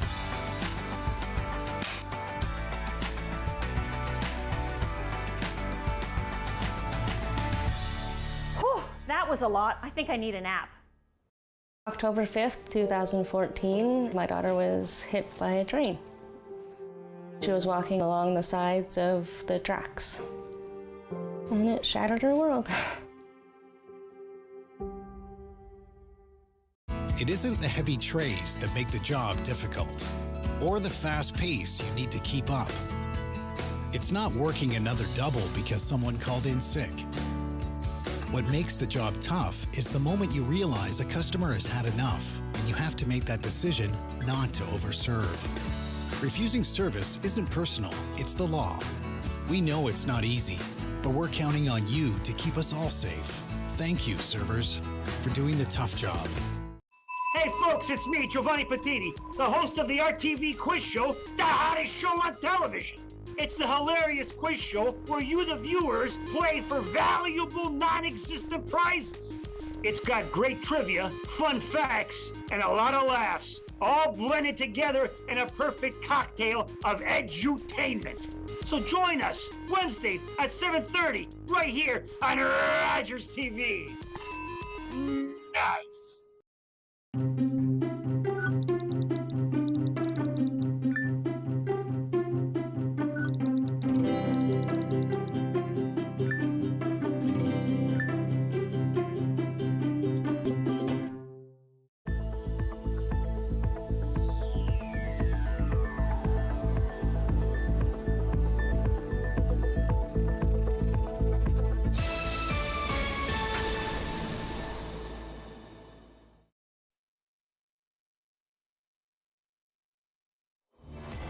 Number 1 for local news, traffic, and weather for Ottawa and the Valley. This is City News 1011 everywhere. It's Friday, October 14th. Good morning. I am Damilola Nime. Right now in Ottawa and in Smiths Falls, mainly sunny, 12 degrees. Here's what's making news in Ottawa and the Valley. Day 2 of the public inquiry into the federal government's use of the Emergencies Act is underway. It's the first day of witness testimony, which is focused on how people in the city of Ottawa were impacted by the convoy protests. 2 residents of the downtown core of the capital are starting it off. Victoria De La Ronde, a retired lawyer with a visual impairment, says she suffers from long-term impacts from the convoy, including hearing loss and lasting trauma. And Lee, the young woman who launched the legal challenge to stop the horn honking, says during the convoy protest, Ottawa looked like something out of the movie The Purge. A new show kicks off right here on City News next Monday at 6 a.m. It's called Wake Up with Rob Snow. The new show will run until 9 a.m. The Talkback Hour will now be hosted by David Smith between 9 to 10 a.m. To see what the new lineup looks like, you can head to our website, ottawa.citynews.ca. Meanwhile, the Ford government is entering mediation with CUPE, which represents educational support staff. CUPE has voted in favor of a strike and had requested a no board report. Education Minister Stephen Lecce says the government is pleased to enter private mediation with CUPE, and they are determined to keep kids in class. Mediation is scheduled to start on Monday. City News time is 10:32. I am Damilola Unime. For news anytime, follow up online at ottawa.citynews.ca. It's time to talk back On the Rob Snow Show. Have your say and call now. 613-750-1310. Welcome back to the show. 10:33 here on City News. David Smith here on the Talkback Hour today. And we'll head right back to the phones. Bruce has been waiting patiently, and he wants to talk about saving 2%. This was a Talkback Hour we did earlier in the week about the city budget. And Bruce, you're on the air. Hello. Yes, and I would like to start by divulging that I am a candidate for council. Okay. In Osgood Ward 20. Okay. Some of the savings that I'm proposing are basic savings, like where we're running into taxation debt, like deficit money in Lansdowne Park. Lansdowne Park is costing us tens of millions every year. On a lease agreement, we can maybe get the residents of Lansdowne Park to pay a little bit more tax. I think they have the money to do it, and I think they'd be amicable to that idea. The residents of Lansdowne Park, you mean the people who live in the condo towers down there? Or? Yeah, that's right. The people that are in the towers could pay probably a little bit more tax down there. Like a special tax rate if you live at Lansdowne? Well, on a hike in their property tax rate. I think, only for those units at Lansdowne. Well, they're the ones that are benefiting from acquiring space at Lansdowne, and the residents are paying the deficit money on that land. for the cleanup costs and that they get to use. When we talk about police and police defunding, we got to change the terminology of defunding to maybe deservicing. And instead of having the police doing traffic control at an absorbed amount, we can outsource that to other companies. Yeah, the province has to do that. That's a provincial law. Yeah, well, I'm pretty sure we could talk to the Ford government. They're amicable in saving money, and if somebody at City of Ottawa, at City Council, were to approach them, they would be, I think they'd be amicable to the idea. It's a savings to the city and the transfer cost that comes from the province. Sorry, I lost my train of thought. Maybe, and I'm talking maybe less City Council seats at the City Council, following Toronto's lead and reducing from 40 plus seats down to maybe, we can go from 23 seats down to 15. The average. We just added a ward. Now you're talking about taking away wards? Well, not taking away wards, but amalgamating wards. If you look at the structure of the City of Ottawa, and we just did a ward boundary review that found we need more wards, not less. That was the point of that exercise. We did a review of the population, and the review found that we needed more wards. So why would we get rid of them now? We just spent all that money doing a review. Because we went through 2 years of a pandemic and then a big economic crisis. But the way I would structure it, the 3 wards that are situated at the southern borders of the city, one of which I'm running for City Council in Ward 20, is huge in area mass, and it's having a situation of response times with police and ambulance. If we could sever off the top northern quarter and add it to the other wards that are existing, and then sever some of the wards to the east and the west to make less wards, it would save hundreds of $millions. Like, listen, in terms of City Council, if we can get rid of 8 to 10 seats, we could save $160 million in office budget and staffing costs. And I know people don't want to talk about cuts to jobs, especially, but to services. But this is going to happen with or without my goading, or whatever you want to call it, my suggesting. Economics is going to take over here. It's an inevitability that we can't get away from. We're running, I don't have the page, at $600-something million, 300-something million in deficit payments, a budget of 6.2. You've heard Shirelli and all them talking about it yesterday. Yeah. The numbers are mind-boggling, and when we approach this, we should approach this on more of a humanitarian and human angle, where the money that we're going to save by amalgamating wards may cost a little bit of time and effort to get a hold of your city councillor, because the load will be transferred onto that council office.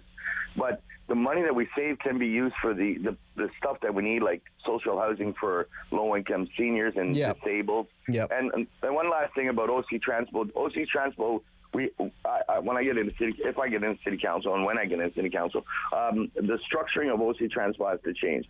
We have to look at the way they use buses and the way they even purchase fuel. The purchasing of fuel is done on a yearly basis and an acquired amount per liter. Mm-hmm. Okay, sorry, go ahead. Yeah, what were you going to say about purchasing fuel? The whole structure has to be looked at OC Transpo, from the hiring structure to the purchasing of fuel to the laying out of the routes and the structuring of routes. We have to be more spontaneous in the implementations of the services that we get from OC Transpo. I'm looking at buses that are driving down, for example, Bank Street and Albion Road, and they have no passengers in the buses, and they're articulated buses. They're very expensive to run.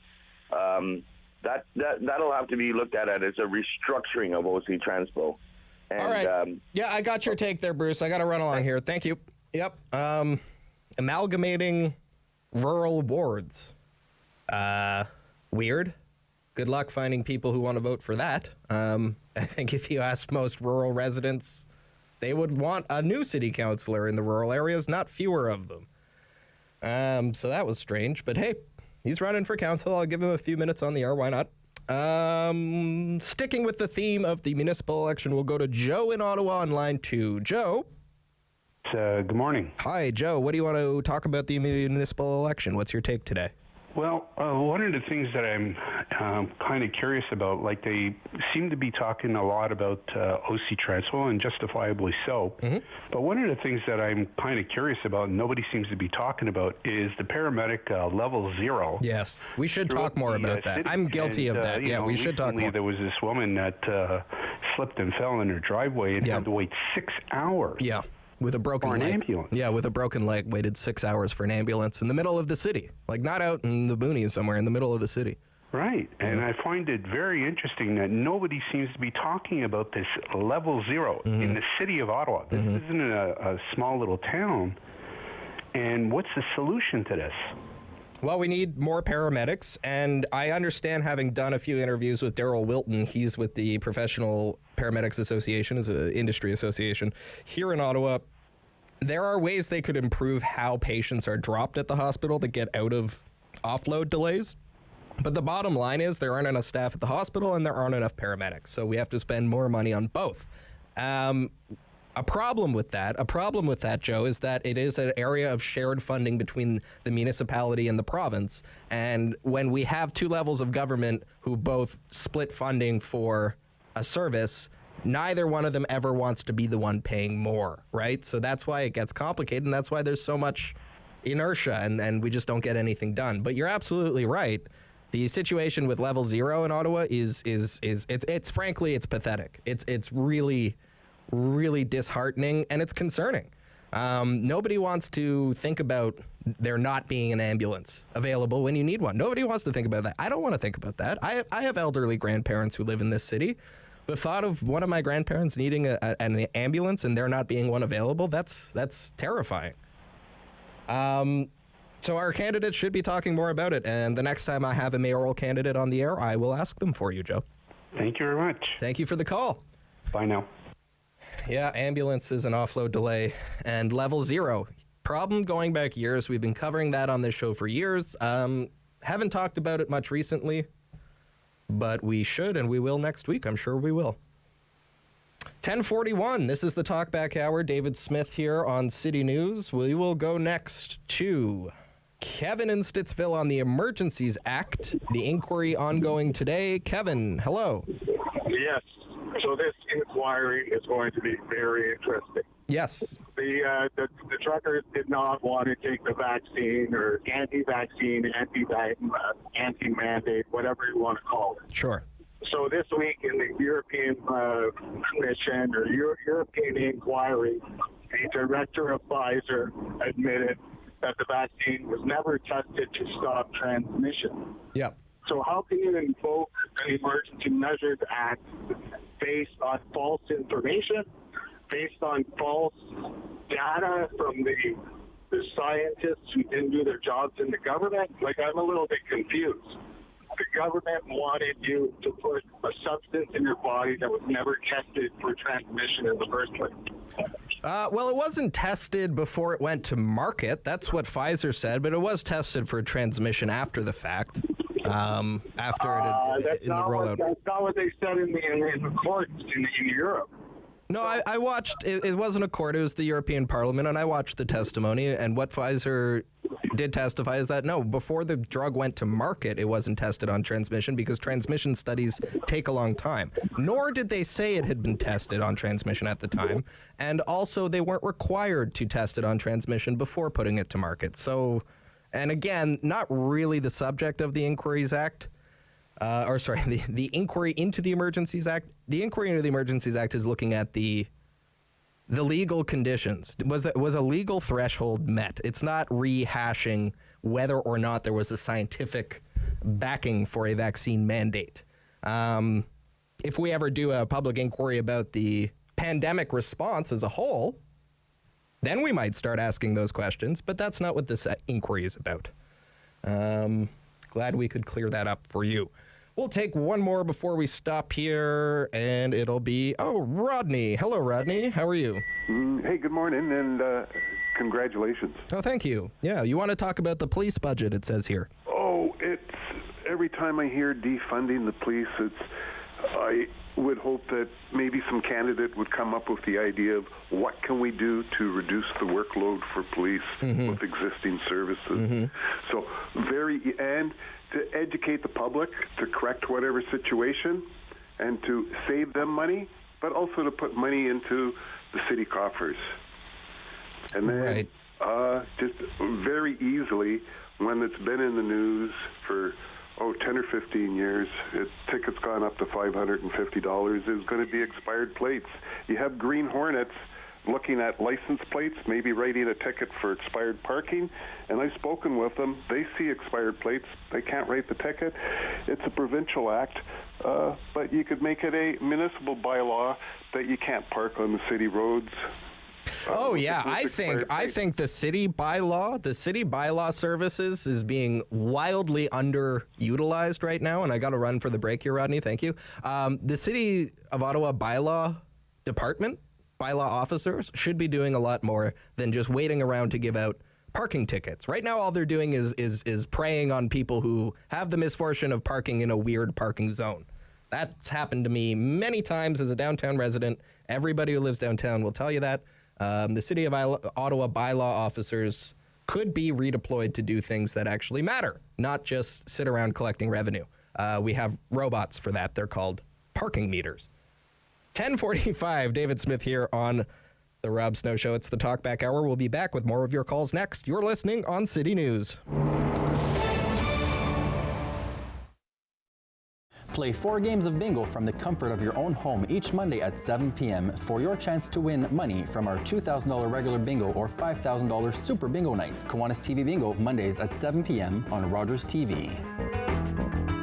What are we doing about COVID? Seems like the communications have been all about how everything's opening up, and yet here in Ottawa we're experiencing our 7th wave, so a bit of a contradiction there.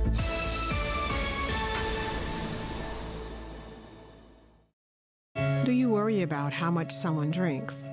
Do you feel angry or depressed most of the time? Do you feel neglected or unloved? Do you feel that if the drinker loved you, she or he would stop drinking? If you answered yes to any of these questions, you are not alone. Not everyone trapped by alcohol is an alcoholic. Families and friends are suffering too. Al-Anon and Alateen can help. Call 1-866-200-0223 or visit alanon.org/help. Think it's okay to drive high? Think again. Drug-impaired driving is as illegal as drunk driving, and in Ontario, the penalties are the same. If police suspect you're driving under the influence of drugs of any kind, or a combination of drugs and alcohol, and you fail a roadside test, your license will be suspended immediately for up to 30 days. You'll pay a penalty of $198. And you can be charged with a criminal offense of impaired driving, the same as alcohol. Driving high is never okay. $20. Hi, I'm Maggie. Come into my kitchen. When you're using salt in a recipe, check for saltiness. Not all salts are equal. A fine grain salt is a lot more salty than a large grain salt because that takes longer to get into the food. Bum, bum, bum, bum, bum, bum, bum, bum. $20.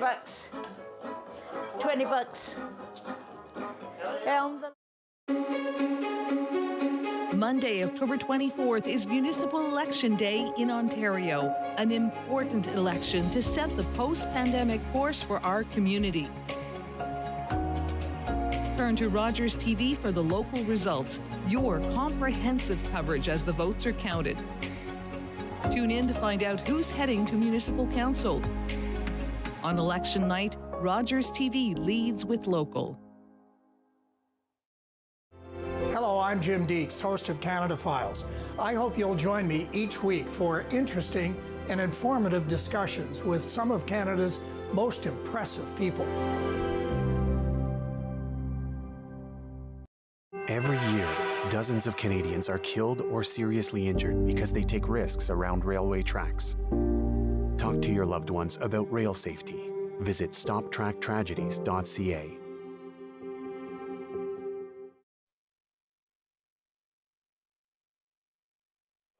Back. Hello. On The Rob Rob Snow Show. The phone lines are open at 613-750-1310. Now, the Rob Snow Show continues. And final quarter for the Talkback Hour this week. David Smith here, filling in today. You're listening on City News.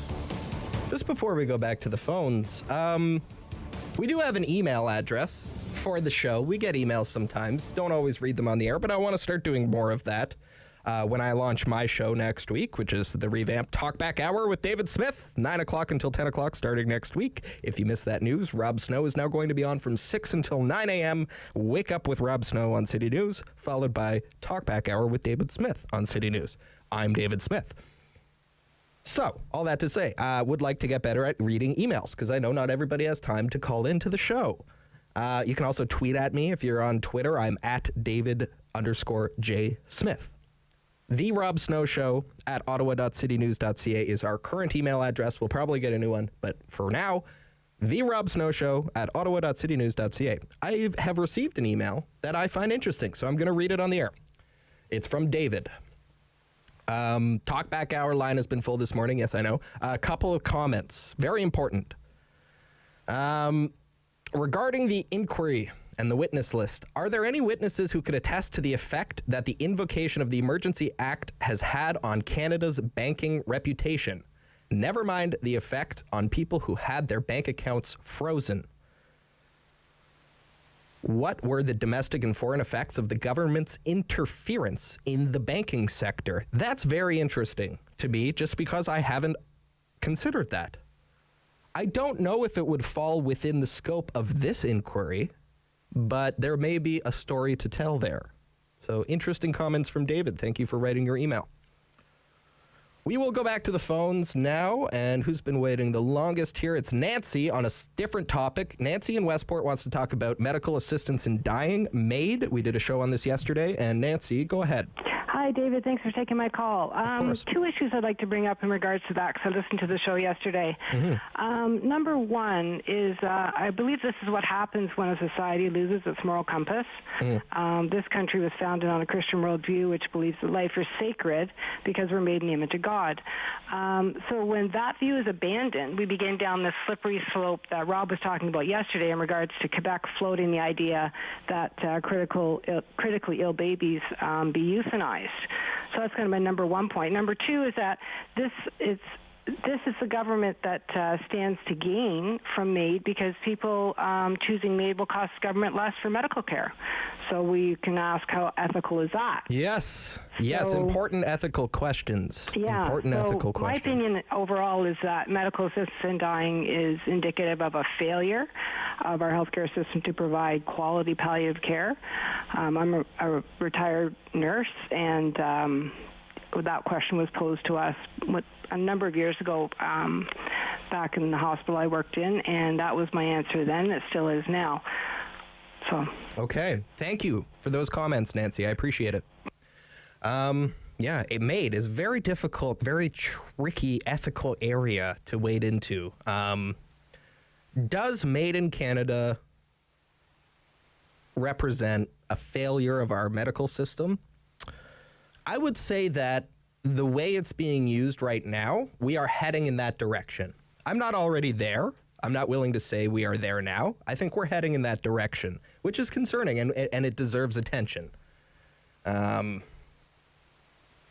So we'll continue probing that issue on the show over the course of the coming days and weeks and months, because it's important. And it's frustrating for me because we did all of the interviews at the time. This bill, because there's a political element here too. This bill was in the Senate, and the Senate did lots of study on the bill. They had lots of expert testimony, and all of the people who testified, we had some of them on the show, said, this is where we're going. The way that this bill has been botched, the legal framework is not sound, and once it's into force, it will very quickly lead us down a path to people who are disadvantaged, but not in intolerable suffering, choosing MAID. And that's not where we are as a country in Canada. There are other countries where that is a more normalized approach. I've read that you can consider, I've read the term legal medical culture. Legal medical culture. So there's a culture element there too, but we're not there in Canada. Very interesting. Of course, it's the Friday free-for-all, so we're all over the place on topics. Let's go now to the lovely village of Manotick and talk about the Emergencies Act inquiry with Dave. Hello, Dave. Oh, good morning. I'm the person who wrote that email. Oh, okay. You wrote. Just a quick comment on that. Look, in the witness list for the emergencies inquiry, banking is missing, and you might say, well, is that relevant? I think so, and I'll tell you why. The Trudeau government was responsible to assess, prior to the invocation of the act, they had to assess where they were going with it and what the impact would be. The people in the market in Centertown would argue that, well, it was a positive impact because it led to the final resolution of the truckers being around. But I would argue that one of the really, really important impacts was on the banking sector. Frankly, internationally, Hong Kong, London, they'll never trust Canadian banking as much again. Interesting. Because it gave the international image of Canadian banking as a third world kind of thing where the government can interfere. And it's the same government, and I haven't heard any apologies.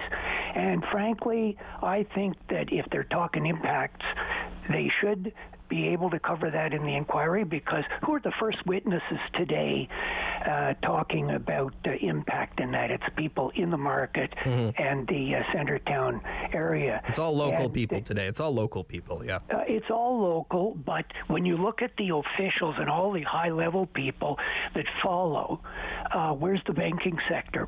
Just something I'm putting out there, but I think that, frankly, I think it may be a deliberate omission, because I think it's probably a global impact, and it's probably one of the biggest items they should be talking about. Very interesting, Dave. Yeah, I haven't really put much thought into that, but I'm going to now. Thank you.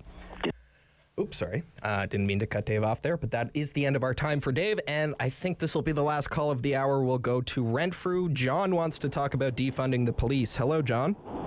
Yeah, hi, how are you today? I'm doing just fine. What's your take on defunding police? My comment's just on the one scenario of everyone talks about defunding the police and perhaps on a certain situation sending in some social workers, let's say. Sure. How well would that have went the other day in Simcoe? Not well. Exactly. Not well. I mean, so what? All of a sudden we don't have 2 dead police officers, but instead we got to deal with 2 dead social workers? It opens up a can of worms. And another point for you, John, maybe you were going to say this next, but I'll jump in. Do you think social workers want to be put in that position? Well, no, of course not. I mean, you're just adding on their workload, like taking from someone else, giving it to the other who aren't properly trained in the defense, Yep. All right, we got to run for the news. The police just doesn't work for me. Yep. Okay, thank you, John. Thank you. Yeah, I will say, again, for the sake of fairness, most of the stuff I've read recently, there's been, it's a movement, right? Defund the police is a movement. It's a whole spectrum of opinion. I've read some more detailed proposals recently that deal with the idea that if we're going to have non-police intervention teams, there should still be an officer with them. The officer is not going to do the intervening, but for safety's sake, there should be a police officer going on a mental health distress call, for example, because you never know. I do think, though, just closing thought on that, far too many negative incidents with police where people are injured or killed on mental health calls. That's a problem that we need to fix. Does defunding the police get us there? I don't know, but that's a problem that we need to fix. Very interesting conversation today on the Talkback Hour. Thank you so much for all of those calls. This is David Smith filling in for Rob on City News. We'll be back after the news on City News.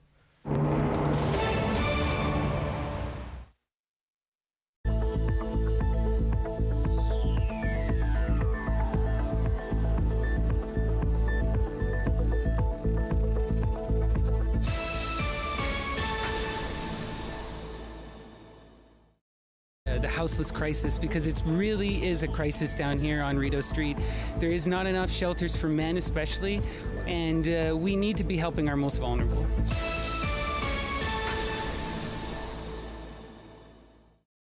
When an impaired driver killed my brother DJ, some people used the A word. They called it an accident, but it wasn't. An accident implies that no one was at fault. But when someone impaired by alcohol and/or drugs chooses to drive, they're fully responsible for the crash that can result. So please, for the memory of my brother DJ and the thousands of families whose lives have been shattered by impaired drivers, let's drop the A word. A crash caused by impaired driving is not an accident.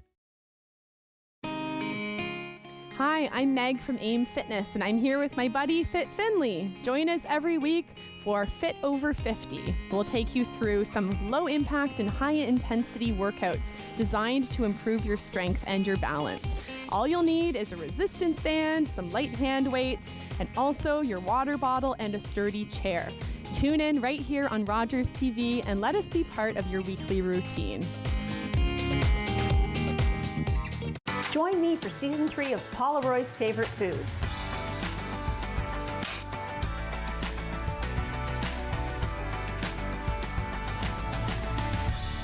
Whew, that was a lot. I think I need a nap. October 5th, 2014, my daughter was hit by a train. She was walking along the sides of the tracks, and it shattered her world.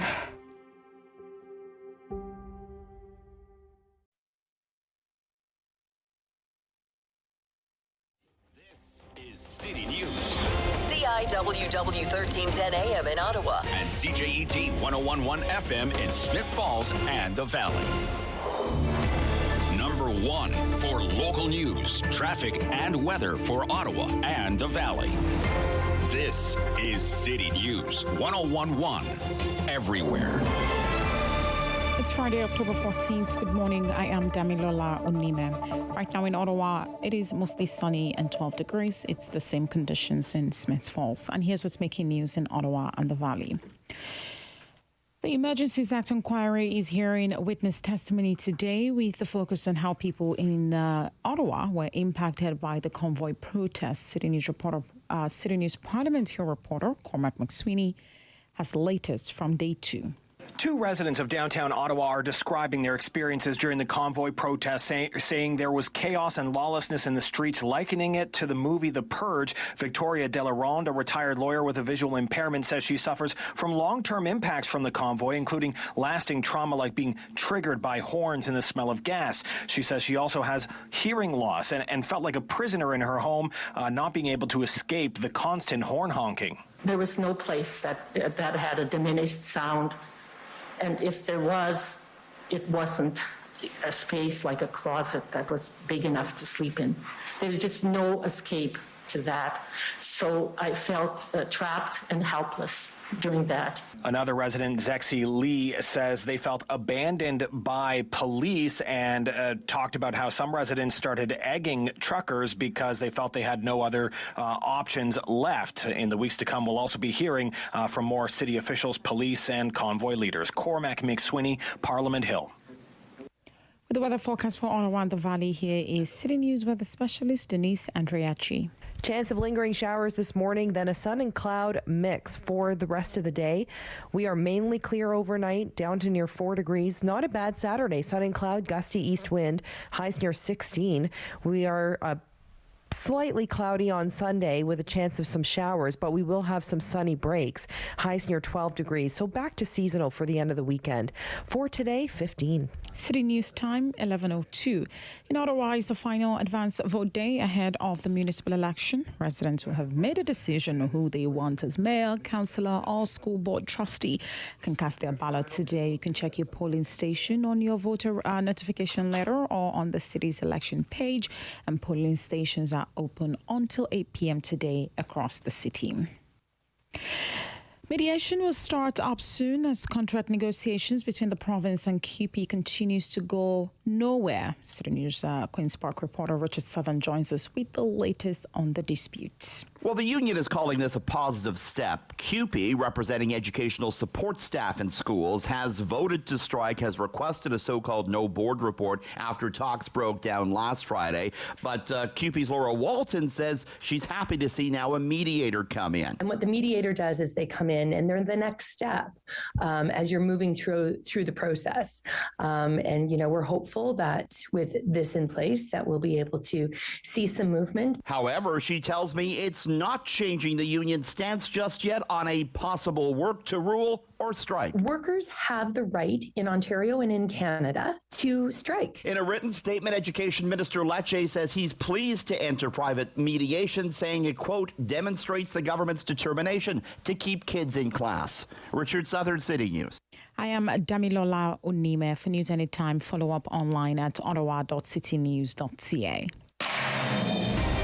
The Sam LaPratt Show continues on City News. 101.1 FM and 1310 AM. And we're back on City News. Rob Snow is off today. David Smith here filling in. And joining us, as he usually does on a Friday, is Steve Warne, host of the Sens Nation podcast. Hello, Steve. Hello, David. Did you do a podcast yesterday, or do you do it today? We're doing the next Sens Nation podcast a little later on today, kind of a post-game show and getting people ready for the Battle of Ontario. Right. Okay. So the Senators lost last night 4-1 in their opener. We had you on the show yesterday morning with Wayne Scanlon. You did say that the Sabres team was good. I was hoping for a stronger performance. So what happened last night, Steve? Let us in on it. What went wrong for the Senators? Well, their old goalie came back to haunt them, I think, is the biggest thing. I don't think there's anything to worry about. It is only one game, and I thought they outchanced the Sabres in general. Yeah, they were, there was some glitchy moments for sure, but when you outchance a team, you do that every night, you're going to win more than you lose. But Craig Anderson was, I think he was the difference. A lot of people had the Sens and Sabres kind of on a parallel course in their rebuild. And like I said yesterday, I do think they're going to be a decent team this year. But goaltending was the thing. 41-year-old Craig Anderson and a journeyman in Eric Comrie as their goalies. I still don't think that's very good. But for one night anyway, I have a bit of egg on my face. And like I say, Andy was the biggest reason the Sabres got those 2 points. Well, that's Anderson's thing, right? Like every now and then he just comes out of nowhere with a shockingly good performance. And at the age of 41, too. I mean, I still kind of feel an affinity for Craig Anderson. He was here long enough. He's an alumni of the Sens, so good for him. So I want to ask you about the power play, because I know that in the early season training, they were working a lot on the power play. And last night it didn't go well. I read that they had a 5-on-3 for almost a minute, no points at all on the power play. So what did you see there? Well, I think that the 5-on-3, I put that away. That's the kind of thing that you just don't get a chance to rehearse too much in the preseason. That will come around, and they have so much skill, 5-on-3s, I don't have too much worry about. But you do, ideally, with the level of skill that they have in the 2 power play units, you'd hope that they can bury one of those. But, I don't know, it's just not quite there yet. I found the puck movement was a little stagnant. This guy's not necessarily, down with the choreography of a power play. There's a lot of set plays, of course, happen in a power play. They had some good moments in the preseason, but, man, they couldn't get anything going last night. But, in fairness, and to give context to people who, admittedly, like me, don't follow the Sens so super closely, there is going to be a learning curve with the chemistry, right? Because we have a lot of new players. Yeah, and that was one of the weird things for me in that, because that was what DJ Smith talked about all through the preseason. We want to get off to a great start. We want to have chemistry right out of the gate to avoid those bad starts they've had the last 2 years. So he said, you know what, we're going to use these last few preseason games as a dress rehearsal. Everybody's on the same page. And yet, almost on the eve of the first game, he flips out the centers. So there's the strength of your team, your top 6 forwards. Instead of building that chemistry you talked about and the familiarity in the preseason, suddenly they go into the first game, these top 6 forwards trying to adjust to each other with new centermen. So to me, seeing, making those significant lineup changes without seeing how things look for one regular season game, kind of speaks to maybe a nervous coach who's overthinking things, knowing what it means if he gets off to another bad start. He has reason to be nervous, though, doesn't he, Steve? Because if he doesn't get it right this year, there's going to be a lot of people calling for his calling for him to find his happiness elsewhere. Should we put it that way?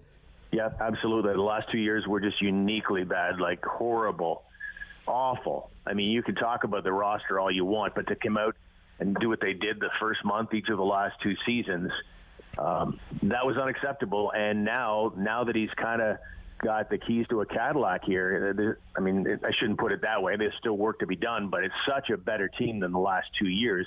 You come out and fall flat again, I just don't see DJ Smith surviving that. So absolutely a lot of pressure on him. And the big problem last year, one of the big problems, there were problems aplenty, but one of them was the defense. What did you see from the defense last night? I heard it was okay. Yeah, that would be a good assessment of it. You know, I mean, an okay assessment would be where I'm at. I mean, Jake Sanderson, I thought he was really good. He would be the guy I would assign as the best defenseman on the night. I thought Eric Brandstrom was number 2 in that area. It's great to see kids coming along like this. Thomas Chabot, I thought, looked a bit sluggish, to be honest. And for a guy you're paying $8 million a year. Yeah, that's not what I like to hear about Thomas Chabot. Sluggish? Why was he sluggish? Yeah, I don't know. You'd have to ask him. But too much caviar and champagne on the off season after that signing, or what? I don't know. I mean, just in general, he's not among the game's best defensemen defensively. He's just not physical in that way, and he's been an okay scorer on the blue line, but his calling card is skating and moving the puck. And I thought last night, for one night, and it's very early. I'm not going to bury anybody early, but if you're asking me to measure out what I saw last night in Buffalo on the blue line, Thomas Chabot was not one of the Senators' better defensemen. All right. So tomorrow we're up against the Leafs. Yeah, 7 o'clock tomorrow. Sens Maple Leafs. I know you'll be watching that one closely. Tuesday is Tuesday of next week, another game day, Senators Bruins. That'll be the home opener, right? That is correct. Okay. Well, hopefully they get it together. I mean, I don't want to judge them too harshly based off of one game, but we did talk them up an awful lot on this show. So we'll see. What else should we talk about? What else are you going to watch this weekend, Steve? Well, I'm certainly all about the NFL. Yeah. It's funny, with Major League Baseball in the playoffs, I thought I'd be into it still, but after what the Blue Jays did in those first 2 games and gone, and the heartbreaking way they lost in the second game, I'm having a hard time embracing the Major League Baseball playoffs. I am right there with you. I can't even look at baseball on the TV. It just makes me sad. Yeah, so I'm probably an NFL guy this weekend, and seeing what's going on around the National Football League. My Packers are taking on the New York Jets this weekend. Hard to imagine the Jets are not horrible. I'm so used to them being horrible, but a battle of 3 and 2 teams. I'm looking forward to watching that. And some other good matchups like the Eagles and the Cowboys, who I expected both to be terrible, particularly with the Cowboys losing Dak Prescott. Yeah. They've won 4 straight with their backup Cooper Rush. Right. The Eagles are undefeated. Yeah. Crazy in football this year. All right, we'll talk more football a little bit. We'll talk more football another time, Steve. I have to jump here. Thanks for your time this morning. I appreciate it. Thanks, David. Cheers. Steve Warne, host of the Sens Nation podcast, with our sports fix for this morning. Now, quickly before we go to the break, I have on the line City News Queen's Park reporter Richard Southern. Hello, Richard. The Bills over the Chiefs is Richie's lock of the week, by the way, if we're talking football, David. All right. We'll see how that plays out for you. No, I want to talk education with you, Richard. Yes. I did read, I read what you had tweeted out earlier on the show. Do we have any, can you recap what the development is for us to start? Yes. Well, I mean, last Friday, right, we had CUPE, the union representing educational support staff, so librarians and custodians and educational assistants. A week ago today, they requested a no board report, which kind of starts the clock ticking on a potential strike or a potential work to rule. Today, both CUPE and the government said they've agreed to mediation. So they're going to have a mediator come in starting on Monday and to hopefully try and reach a deal and avert a strike or a work to rule. So that's some positive news. I did, though, talk to CUPE, David, and I said, is this going to, put on hold your plans for a possible work stoppage? And they said, no, it's not. But we are hopeful that some sort of deal can be reached. So I guess a glimmer of hope there, David. Okay, but yeah, you talked to Laura Walton with QP. She heads up their bargaining, so they didn't indicate that this was going to change the timeline on potential strike action, but they are welcoming the development, right? They're not saying that they've been strong-armed into mediation or anything like that. No, they both sides agreed to it, and she admitted that, yeah, that's a positive step, she said, as far as the government agreeing to that. And this is not a binding arbitration or anything like that, but she's hopeful that the mediator could get things moving because these sides are far apart on money, right? I mean, the union wants annual raises of 11.7%. The government's offered only about 2%, and neither side have budged from that. So the hope is that this mediator, who's a well-regarded one, by the way, who's done this before, will be able to sort of break that impasse. But no, the union still wants the no board. They're still talking about a potential strike. Still talking about potential strike action. And so, but it's important to remember these aren't teachers. These are educational assistants primarily and support staff in schools, janitors, things like that. So a lot of them, like, they're not the most highly paid education workers. That's why that ask for 11.7 is so big. They're not the highest paid. They're actually on the lower end of the education sector. This includes, the lunch monitors and all that. And the union contends the average wage is less than $40,000 a year. And they haven't had a raise of more than 1% for the last 3 years because they have been subject to the Ford government's controversial Bill 124, which capped public sector wage increases. So that's one of the reasons why they're looking for this big uptick. Of course, the current inflation situation is the other reason they're looking for a big raise. And the other thing I pointed out earlier on the show here, Richard, is the tone coming from the government, the tone coming from Minister Stephen Lecce has not softened at all. The statement that you got from him was we're going to do whatever it takes to keep kids in class. Am I interpreting that correctly? Quote, we will do whatever it takes to keep students learning in class without disruption. This is the subtle hint, or not so subtle hint, that he's been using all the way along, I think, sort of saying that, hey, if these guys do walk off the job, we're going to legislate them back in. I think the government's made that pretty clear. We had Premier Ford last week saying, don't force my hand or something to that effect on this, right? I mean, the government's made it pretty clear they would legislate them back. Laura Walton from QP told me today that she hopes this step towards mediation would negate the government going down any route of declaring the union an essential service. So, and finally, any response from the opposition at Queen's Park yet? Haven't heard from them yet. Of course, the opposition has been supporting the union's push on this, although, the Liberals, they also ran into a lot of trouble with the education union, so it's... and the NDP before that. For a few years here, David. Exactly. Okay, great. Okay, so to sum it all up, there's been a development in the education negotiations with QP. They are going to mediation. It's not binding. It's a new step in the process, but there is still a risk of a strike. A glimmer of hope, still a possible strike, still possible the government legislates workers back if they do strike and take the Bills 2 points over the Chiefs. Thank you, Richard. Thanks for the update. Take care, David. Richard Southern, our Queen's Park correspondent for City News in Toronto. 11:16, David Smith here, filling in for Rob today. We'll be right back on City News. Sam LaPrade will be right back on City News.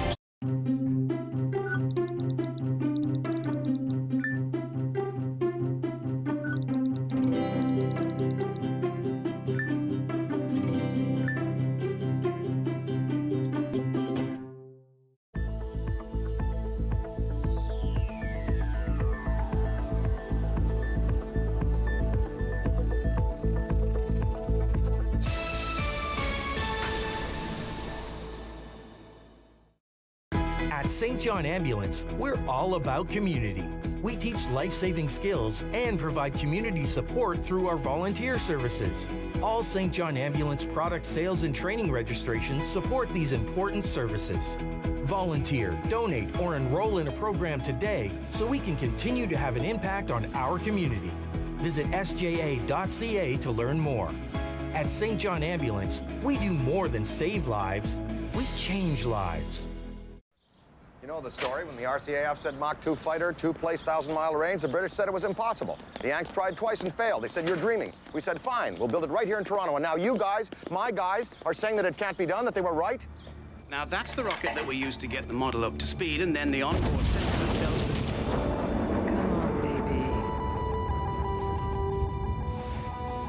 Damn it! But we did it according to your specs. The specs have changed.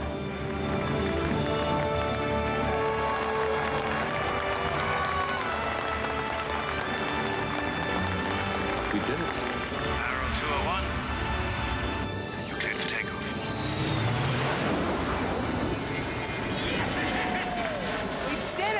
Although the government cancelled the project and destroyed the prototypes, the Avro Arrow remains for Canada a world benchmark in aerospace achievement.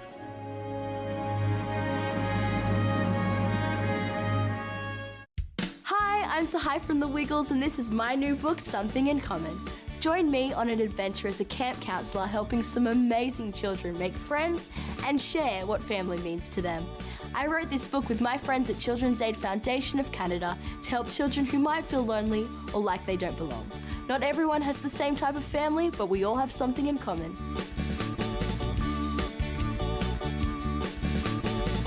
Download Something in Common for free. Play 4 games of bingo from the comfort of your own home each Monday at 7 p.m. for your chance to win money from our $2,000 regular bingo or $5,000 super bingo night. Kiwanis TV Bingo, Mondays at 7 p.m. on Rogers TV.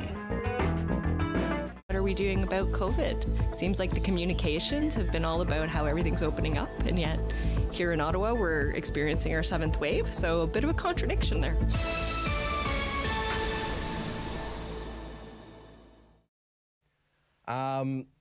The proceedings are just on break right now. Nobody's testifying at the moment. So, earlier this week, I spoke with Councillor Mathieu Fleury. He's one of the people who is going to testify later today, at some point today. We don't know when. He and Catherine McKenney both going to testify. So I spoke to him earlier this week about what he hopes to get out of that process. What is his role in the commission, and what does he want to get out of it for his residents? And I'll play that conversation for you now. So, Councillor Fleury, how is it that you came to be testifying at the Emergencies Act inquiry? Yeah, so the commission reached out to myself and Councillor McKenney, and they've interviewed us a number of weeks ago on the occupation and the impact residents and businesses in our communities. Following that, they prepared a summary, which is being made available to the inquiry and to every group and their lawyers. And we've been called to attend the inquiry on the commission on Friday. So this Friday, October 14th, both Councillor McKenney and I are appearing as a panel on the request of the commission. Okay, so you're going to be testifying, I guess that's the word we would use, testifying alongside Councillor McKenney? Yes, I mean, it's a process I'm not familiar with, so I'm learning the ropes along the way, but as we've lived the impacts of the occupation, I am thankful that the commission did reach out and are considering our participation on Friday.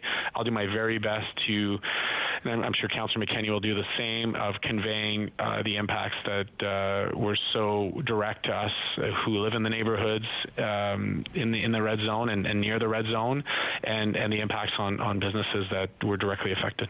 Okay, let's come back to that in just one sec, because that's what you're going to be putting in. But I would also really like to hear from you on what are you hoping to get out of the experience of the commission as a councillor still representing your ward, but also as an individual who, as a resident of the city of Ottawa who's impacted by the convoy events?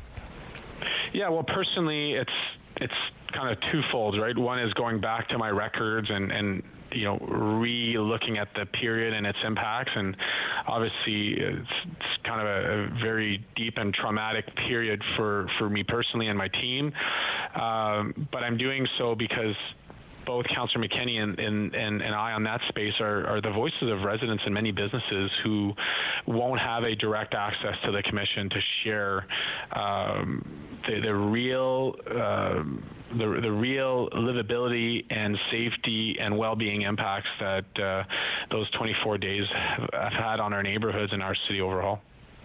So you're hoping the proceedings and the inquiry will... Is it your hope that it'll provide some closure, maybe, for your residents?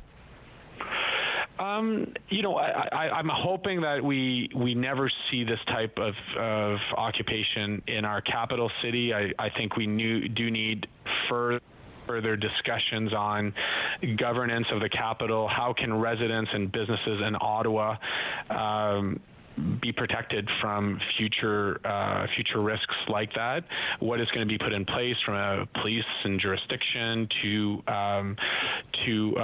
authorities to special considerations to the capital? I think there's a number of elements, and I'm not sure that the inquiry itself will resolve all of it, but I hope the federal government takes the use and the need of the use of the Emergencies Act to look at safety of the capital, but more specifically give us the tools as a city to make sure that we can fulfill our responsibilities to residents and businesses in Ottawa for their well-being and their safety. Okay, and then can you speak a little bit more about what you're going to be putting into your testimony? What do you feel like your what do you feel like your place is as part of the wider commission here? Yeah, I mean, so I'm not sure about the format. That's still being finalized, and the commission will be sharing that with us in the next few hours. So I'm not sure if I have an opening statement or if I basically, like Catherine, will be sitting and questions. I'll be ready for both, and obviously reviewing all of my records on the matter. For me, it's about the entire period, right? What information did we have prior? How did the city respond? What information that was shared or not shared with us from authorities? What questions did we have? Were they properly answered? What were the impacts on residents and businesses? Why did some businesses have to close? What are the impacts on essential services, 911, fire paramedic particularly, and bus service? It's about our role as local city councillors and the impacts the occupations had on residents and businesses. And both Catherine and I had a pretty active view. We were on the ground and consulted and worked together throughout that process. And I was able to bring together a number of stakeholders on a daily meeting: the Ottawa Tourism, the Hotel Association, the business areas in the core, all elected officials in both Ottawa-Vanier and Ottawa Centre were on these daily calls. So we were interacting with police, with city management. So hopefully we're able to also share the angst of our stakeholders, the residents and the community associations through that process, and our business associations, and how challenging it was throughout, and ultimately how the police action on the last day was helpful to regain our city and regain our well-being and safety, and ultimately allow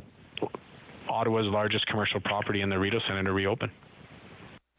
And that was my conversation with Councillor Mathieu Fleury. He represents Rideau-Vanier, one of the communities most impacted by the convoy protest back in the winter time. The testimony is back on now at the inquiry. They're hearing from mostly local people today.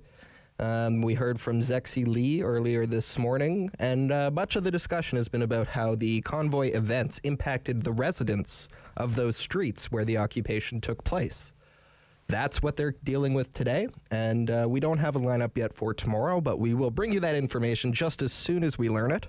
This is David Smith, by the way, filling in for Rob here on the Rob Snow Show on City News. Coming up after the 11:30 news, we will do Queen's Park Week in Review. I'll be joined by a trio of MPPs, and I've got some tough questions for them, most notably on health care.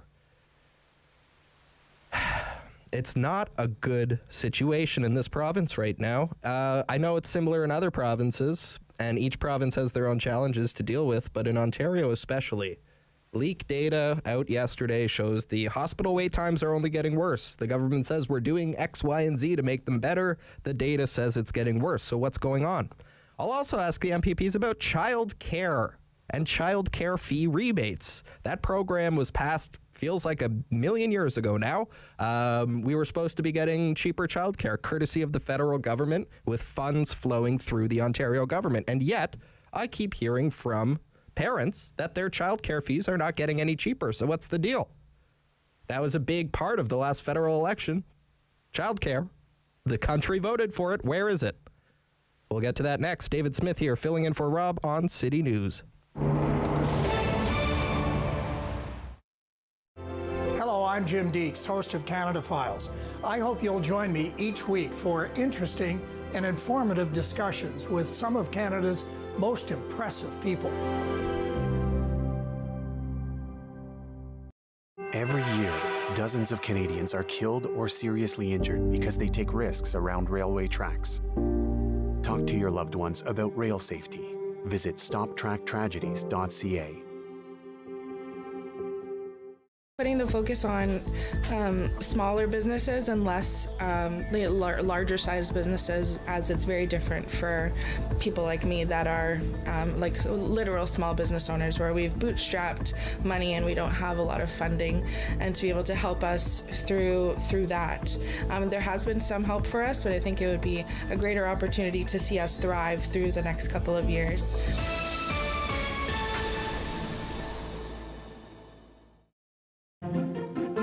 Do you have something to share?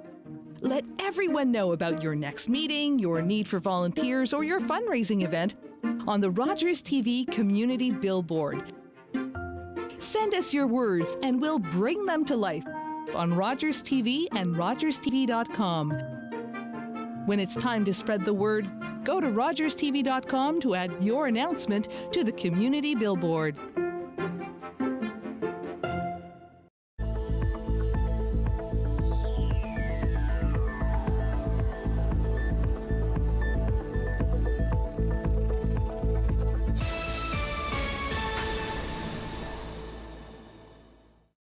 The houseless crisis, because it really is a crisis down here on Rideau Street.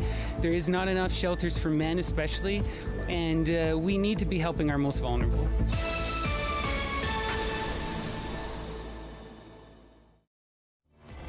Number 1 for local news, traffic, and weather for Ottawa and the Valley. This is City News 1011 everywhere. It's Friday, October 14th. Good morning, I'm Danielle Bain. Right now in Ottawa and Smiths Falls, 13 degrees, mainly sunny skies. Here's what's making news this hour. The public inquiry into the Trudeau government's use of the Emergencies Act is in its first day of witness testimony, with downtown Ottawa residents talking about the impacts of the convoy protest on their lives.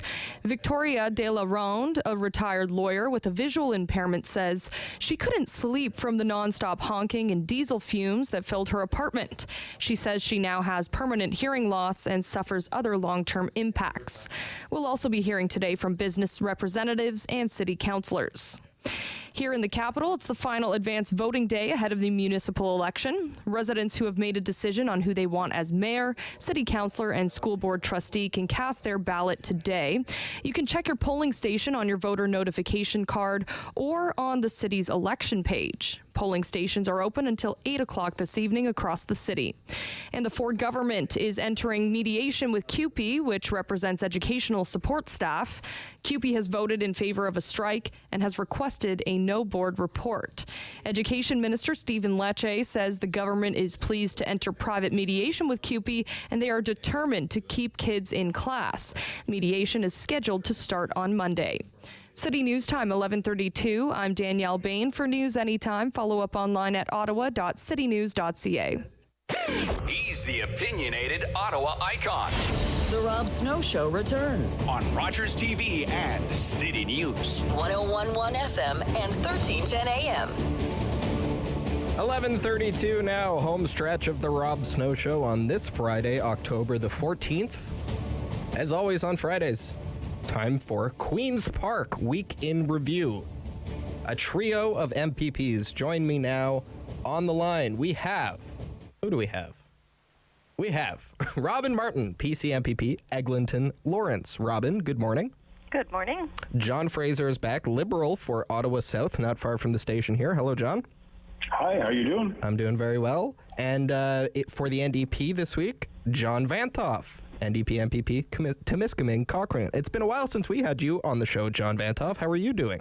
I'm doing great. They decided to take a risk and put me on again. Well, we'll see how it goes. All right, let's dive right into it here. Our time is tight. So COVID-19 is back. It never went anywhere, but it's back. And Dr. Moore yesterday spoke with members of the media. Says he's anxious. He's anxious about this fall wave. He said he wouldn't hesitate to recommend we go back to mandatory masking. Now,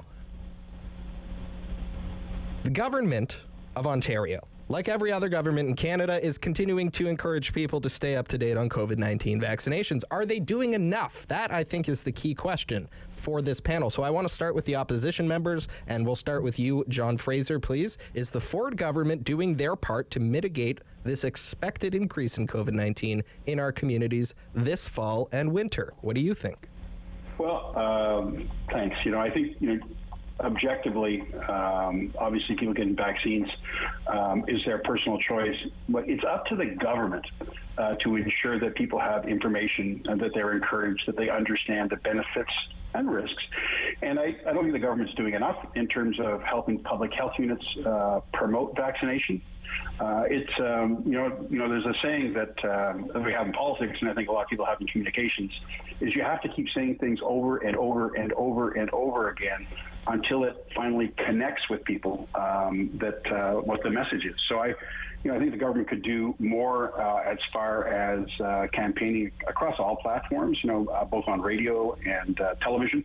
Also from the perspective of, we had a vaccine task force at one point that was disbanded.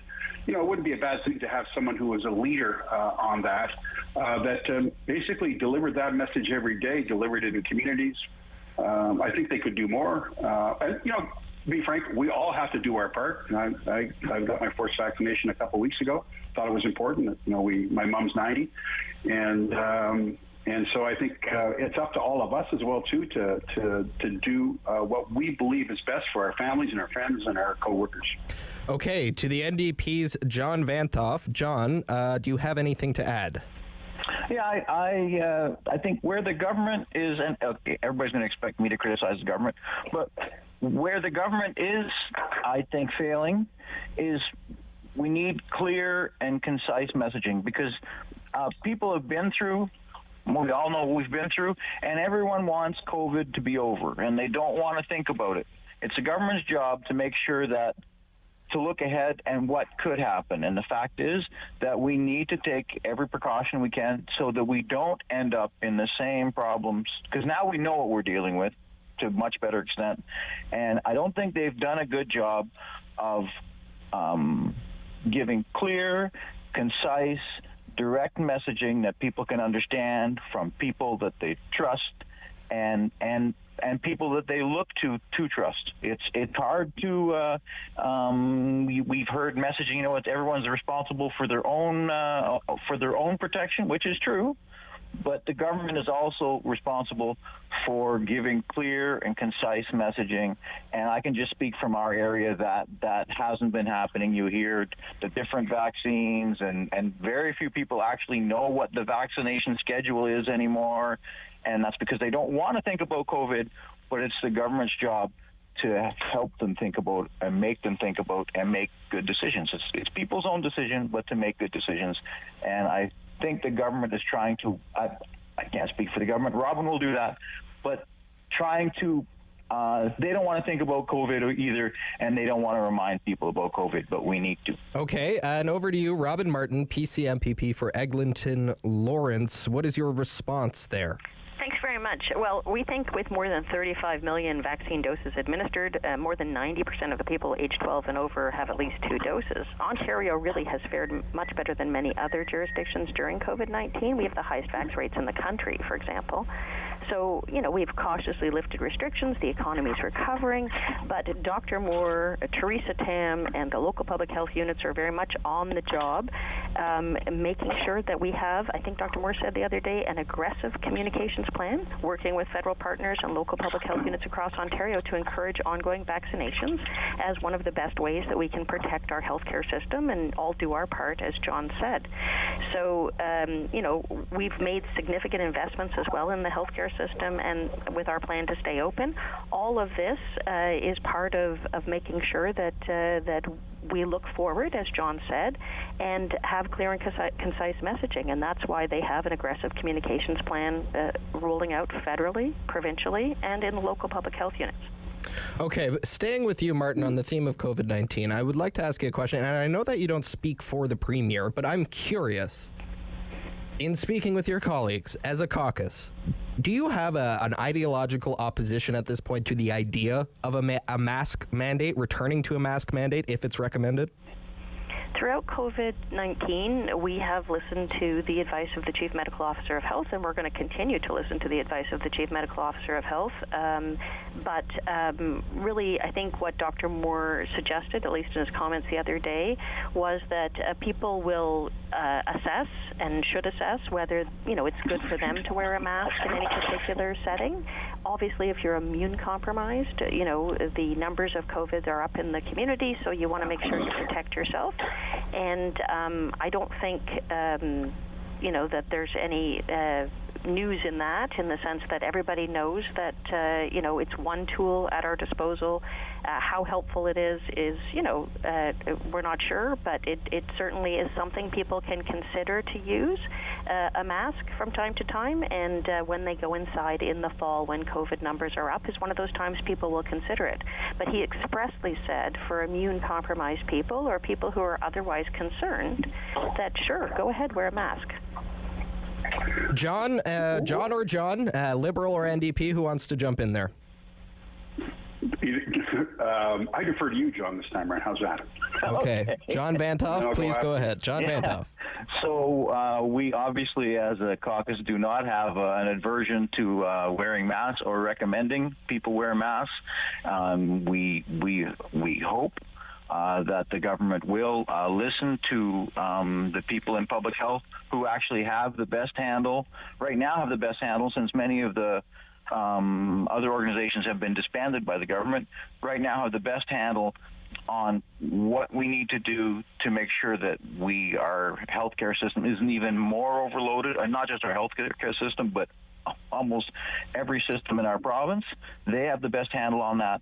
One of the best ways to combat it, and simplest ways, is masks. If they feel that masks are needed, I hope that the government will take that advice and take the proper steps to make that happen. Okay. John Fraser, quickly, go ahead. Yep. Just really quickly, I just want to say that, that the thing is that, public health units have led the way with vaccinations and masking. The government kind of came along behind, and one of the things I think that concerns me, Dr. Moore's comments concern me, because I think he's indeed anxious, is that we move quickly. But the government has changed regulations that make it much harder for local public health units to institute things like mask mandates if they feel that COVID is really running rampant in their community. It's all up to just the Chief Medical Officer of Health. I don't think that that was the right way to go.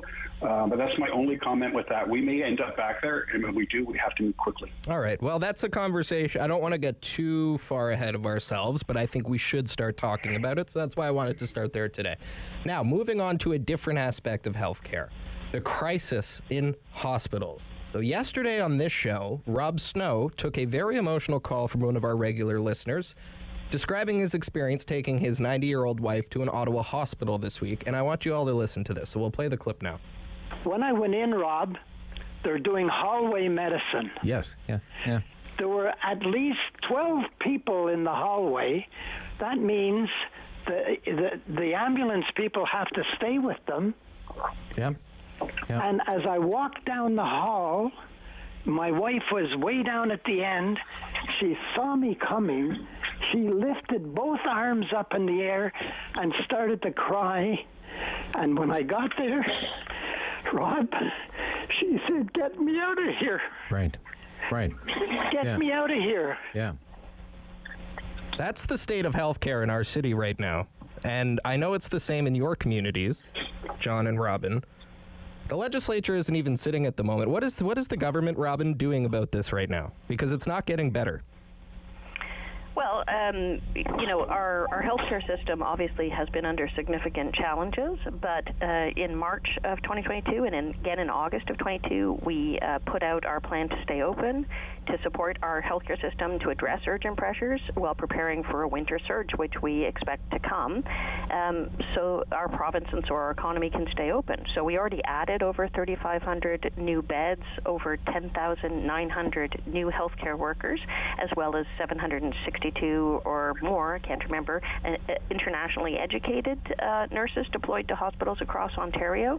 So we're doing lots of things, and recently we passed our More Homes, More Beds, Better Care Act, which is adding more hospital beds by freeing up hospital beds that were occupied by patients who had been discharged or alternate level of care patients, something which the opposition, both parties, opposed on this call just a few weeks ago.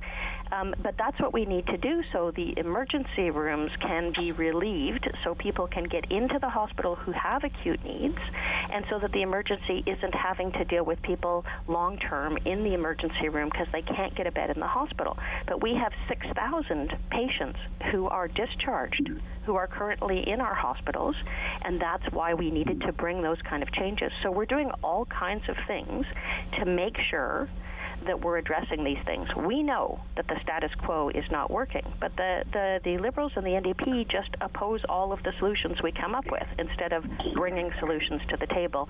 And they were there for the last 15 years and didn't fix this problem. So I think we're taking the right steps. Okay, John Vanthof, your party is the official opposition. Are you opposing all of the solutions brought to the table by the Ford government? We are questioning, and we oppose many because they aren't really solutions. So Bill 7, which moves people from alternative care against their will to places they don't want to go. There's 6,000 people alternative long-term care. 4,000 of those people are actually waiting for a home care, which is a mess in this province, not for long-term care. So, but I think one of the problems, hallway healthcare and the crisis in hospitals was there before the Ford government was elected, but the Ford government has made some moves that actually made it much worse, some of them philosophical. So Bill 124 to limit the raises or to limit raises to pay to 1% per year for public employees, including healthcare workers, is basically driving people out of the healthcare sector because it's a tough job, a demanding job, and you can make more money in other ways, or you can make more money working for private nursing company. We'll use nurses, for example, for private contractors. So nurses leave the public sector, go to work in the private sector, and then the public sector, the hospital, is forced to hire the same nurse back for a lot more money. And that's a philosophical decision that the Ford government has made. They should come back to the legislature and revoke that piece of Bill 124. They don't want to. It's a philosophical decision, and that is one of the decisions that's making the healthcare crisis much worse right now. You can't create beds without workers, and some of the decisions they're making are actually driving workers away. Anything to add, John Fraser, Liberal? Well, yeah, I'll let Robin know that on Bill 7, John's job and my job as opposition is to ask the tough questions.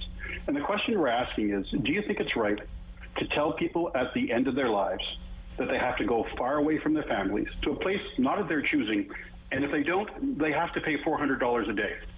And your party's answer is, yes, that's okay. And I think John's answer and my answer and most reasonable people's answer is, no, that's not okay. And to another point, every hospital in this city over 15 years had a major expansion. The new Heart Institute doubled them all for. That's not the point. The point is you need people to serve people, and you haven't treated nurses and other frontline healthcare workers with respect. You've limited their wages, you told them they can't bargain, and you've added to what was already a difficult healthcare human resource situation. So that's what the government needs to address. You can build as many rooms and as many beds as you like, but if you don't have the people there, you can't care for people. And what we just heard from that gentleman is that's what's happening, and it's not right. And you need to do something, to do more, to ensure that we have the people in place to care for our mums and our dads and our families and our friends. So, Robin, is there anything new coming to the table when the legislature resumes? Is your government working on anything new? You don't have to give us the whole scoop, but at least, I get some assurance that this is still a priority for you. Of course, it's a priority. We're working on it every day, and we're always open to solutions to the problem. We've been bringing things forward. At AMO, we announced new paramedic models of care. Before, paramedics had to take patients to emergency, and in not all circumstances is that the right thing to do. So we have come up with a new model so paramedics can treat and release patients where it's appropriate, or take them somewhere else, like, for example, mental health facility or community service, so that they don't have to go to a hospital where emergency ward where they shouldn't be, because it's not the best place to help them. But, we're coming up with solutions every day, and one of the solutions is making sure that people who have been discharged from hospital don't stay indefinitely in hospital beds, which are a scarce resource, which we need for people who need acute care. And that's why we brought forward Bill 7, and people will be moved temporarily to a facility. If they can't get one of their first choices, then they'll be moved to another facility nearby, and they'll be able to get better care there. So we are making the solutions happen. We continue to make the solutions happen. We're working hard every day to find every solution to the problems. But the Liberals, frankly, they built no long-term care beds. For 7 years, they built 611 beds, I think, up to 2018 from 2011. And we had 176,000 people become seniors in this province. So the reason people are stuck in hospital with nowhere to go is because the Liberals didn't fix anything. They didn't fix home care. They didn't add hospital beds. They didn't fix long-term care. No, I hear you, Robin. I hear you. Okay, we have to stop for the break. John, we have to stop for the break. We'll be right back after this, and you can rebuttal. This is City News. David Smith filling in for Rob. Queen's Park Week in Review. Join me for Season 3 of Paula Roy's Favorite Foods.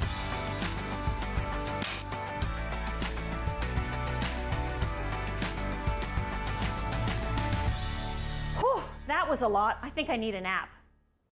October 5th, 2014, my daughter was hit by a train.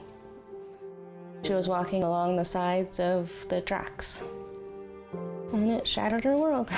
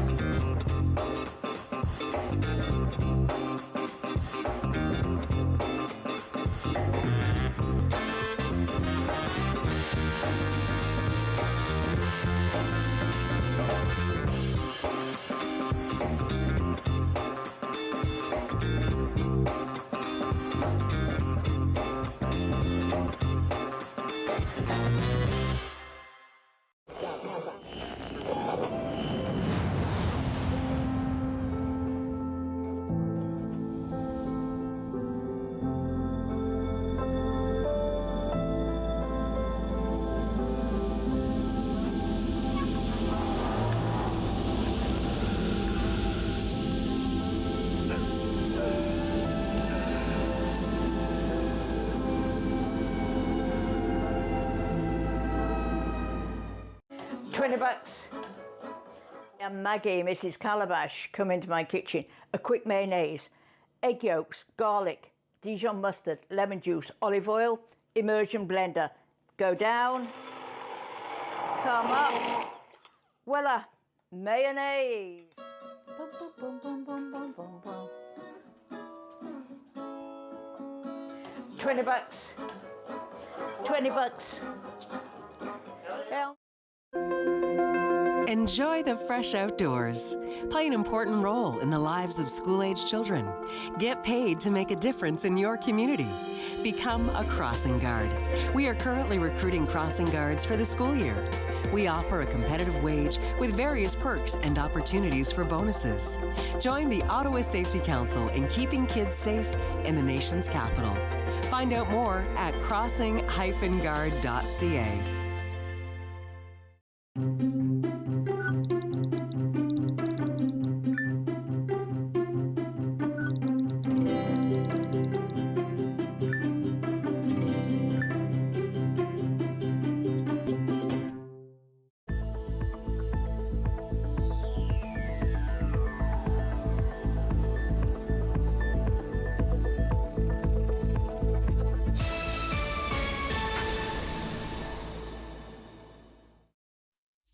Voice. Strong opinions. Rob Snow Show returns on Rogers TV and City News. 101.1 FM and 1310 AM. Final few minutes of the show here. Queen's Park Week in Review. On the line with me are three MPPs, John Vanthof, NDP, Robin Martin, PCs, and John Fraser for the Liberals. And with the last few minutes here, I want to talk about the childcare program, which is supposed to be rolling out in Ontario. Robin, I don't know about you, but I keep hearing from people who say they're not receiving any rebates for their childcare fees. So is there any update that you can provide for people on why that might be? It is meant to roll out in partnership with the government of Ontario, if I'm not mistaken, right? So sure, it's three governments, so you've got the federal, provincial, and municipal governments involved, and the municipal government is implementing the childcare agreements, but we're certainly committed to ensuring that families have access to affordable childcare. And we got a $13.2 billion deal, which the opposition kept telling us to settle for less, but we got an extra $3 billion and an extra year in our agreement with the federal government to deliver $10 a day childcare. And we expect this is going to save parents on average about $6,000 this year and about $12,000 by next year. And so $6,000 this year, $12,000 next year. That's what you're expecting. Yep. Because this year is rapidly running out. So, you know, so I hear somebody making grumpy noises in the background. Our opposition members, what's going on here? John Fraser. Yeah, look, the government dragged its feet. It's waited. It got it next year because it took an extra year, which I find hilarious. An extra $3 billion. And $3 billion, John. Here's the reality. Families aren't getting the service. It's time that the first thing I hear Robin say, well, it's the municipalities. That's the first word she says. It's time for you to stop blaming everybody else for what's happening right now, right? They're implementing. You know, the healthcare system, you've been there for 4.5 years, and objectively, it's worse. Right? This child care agreement, we're behind other provinces. It's not the city's responsibility. You were the ones that were negotiating. It's Okay, a year late. John Vanthof, we're just tight on time here. John Vanthof, is it the same in your community up north? Are people getting rebates?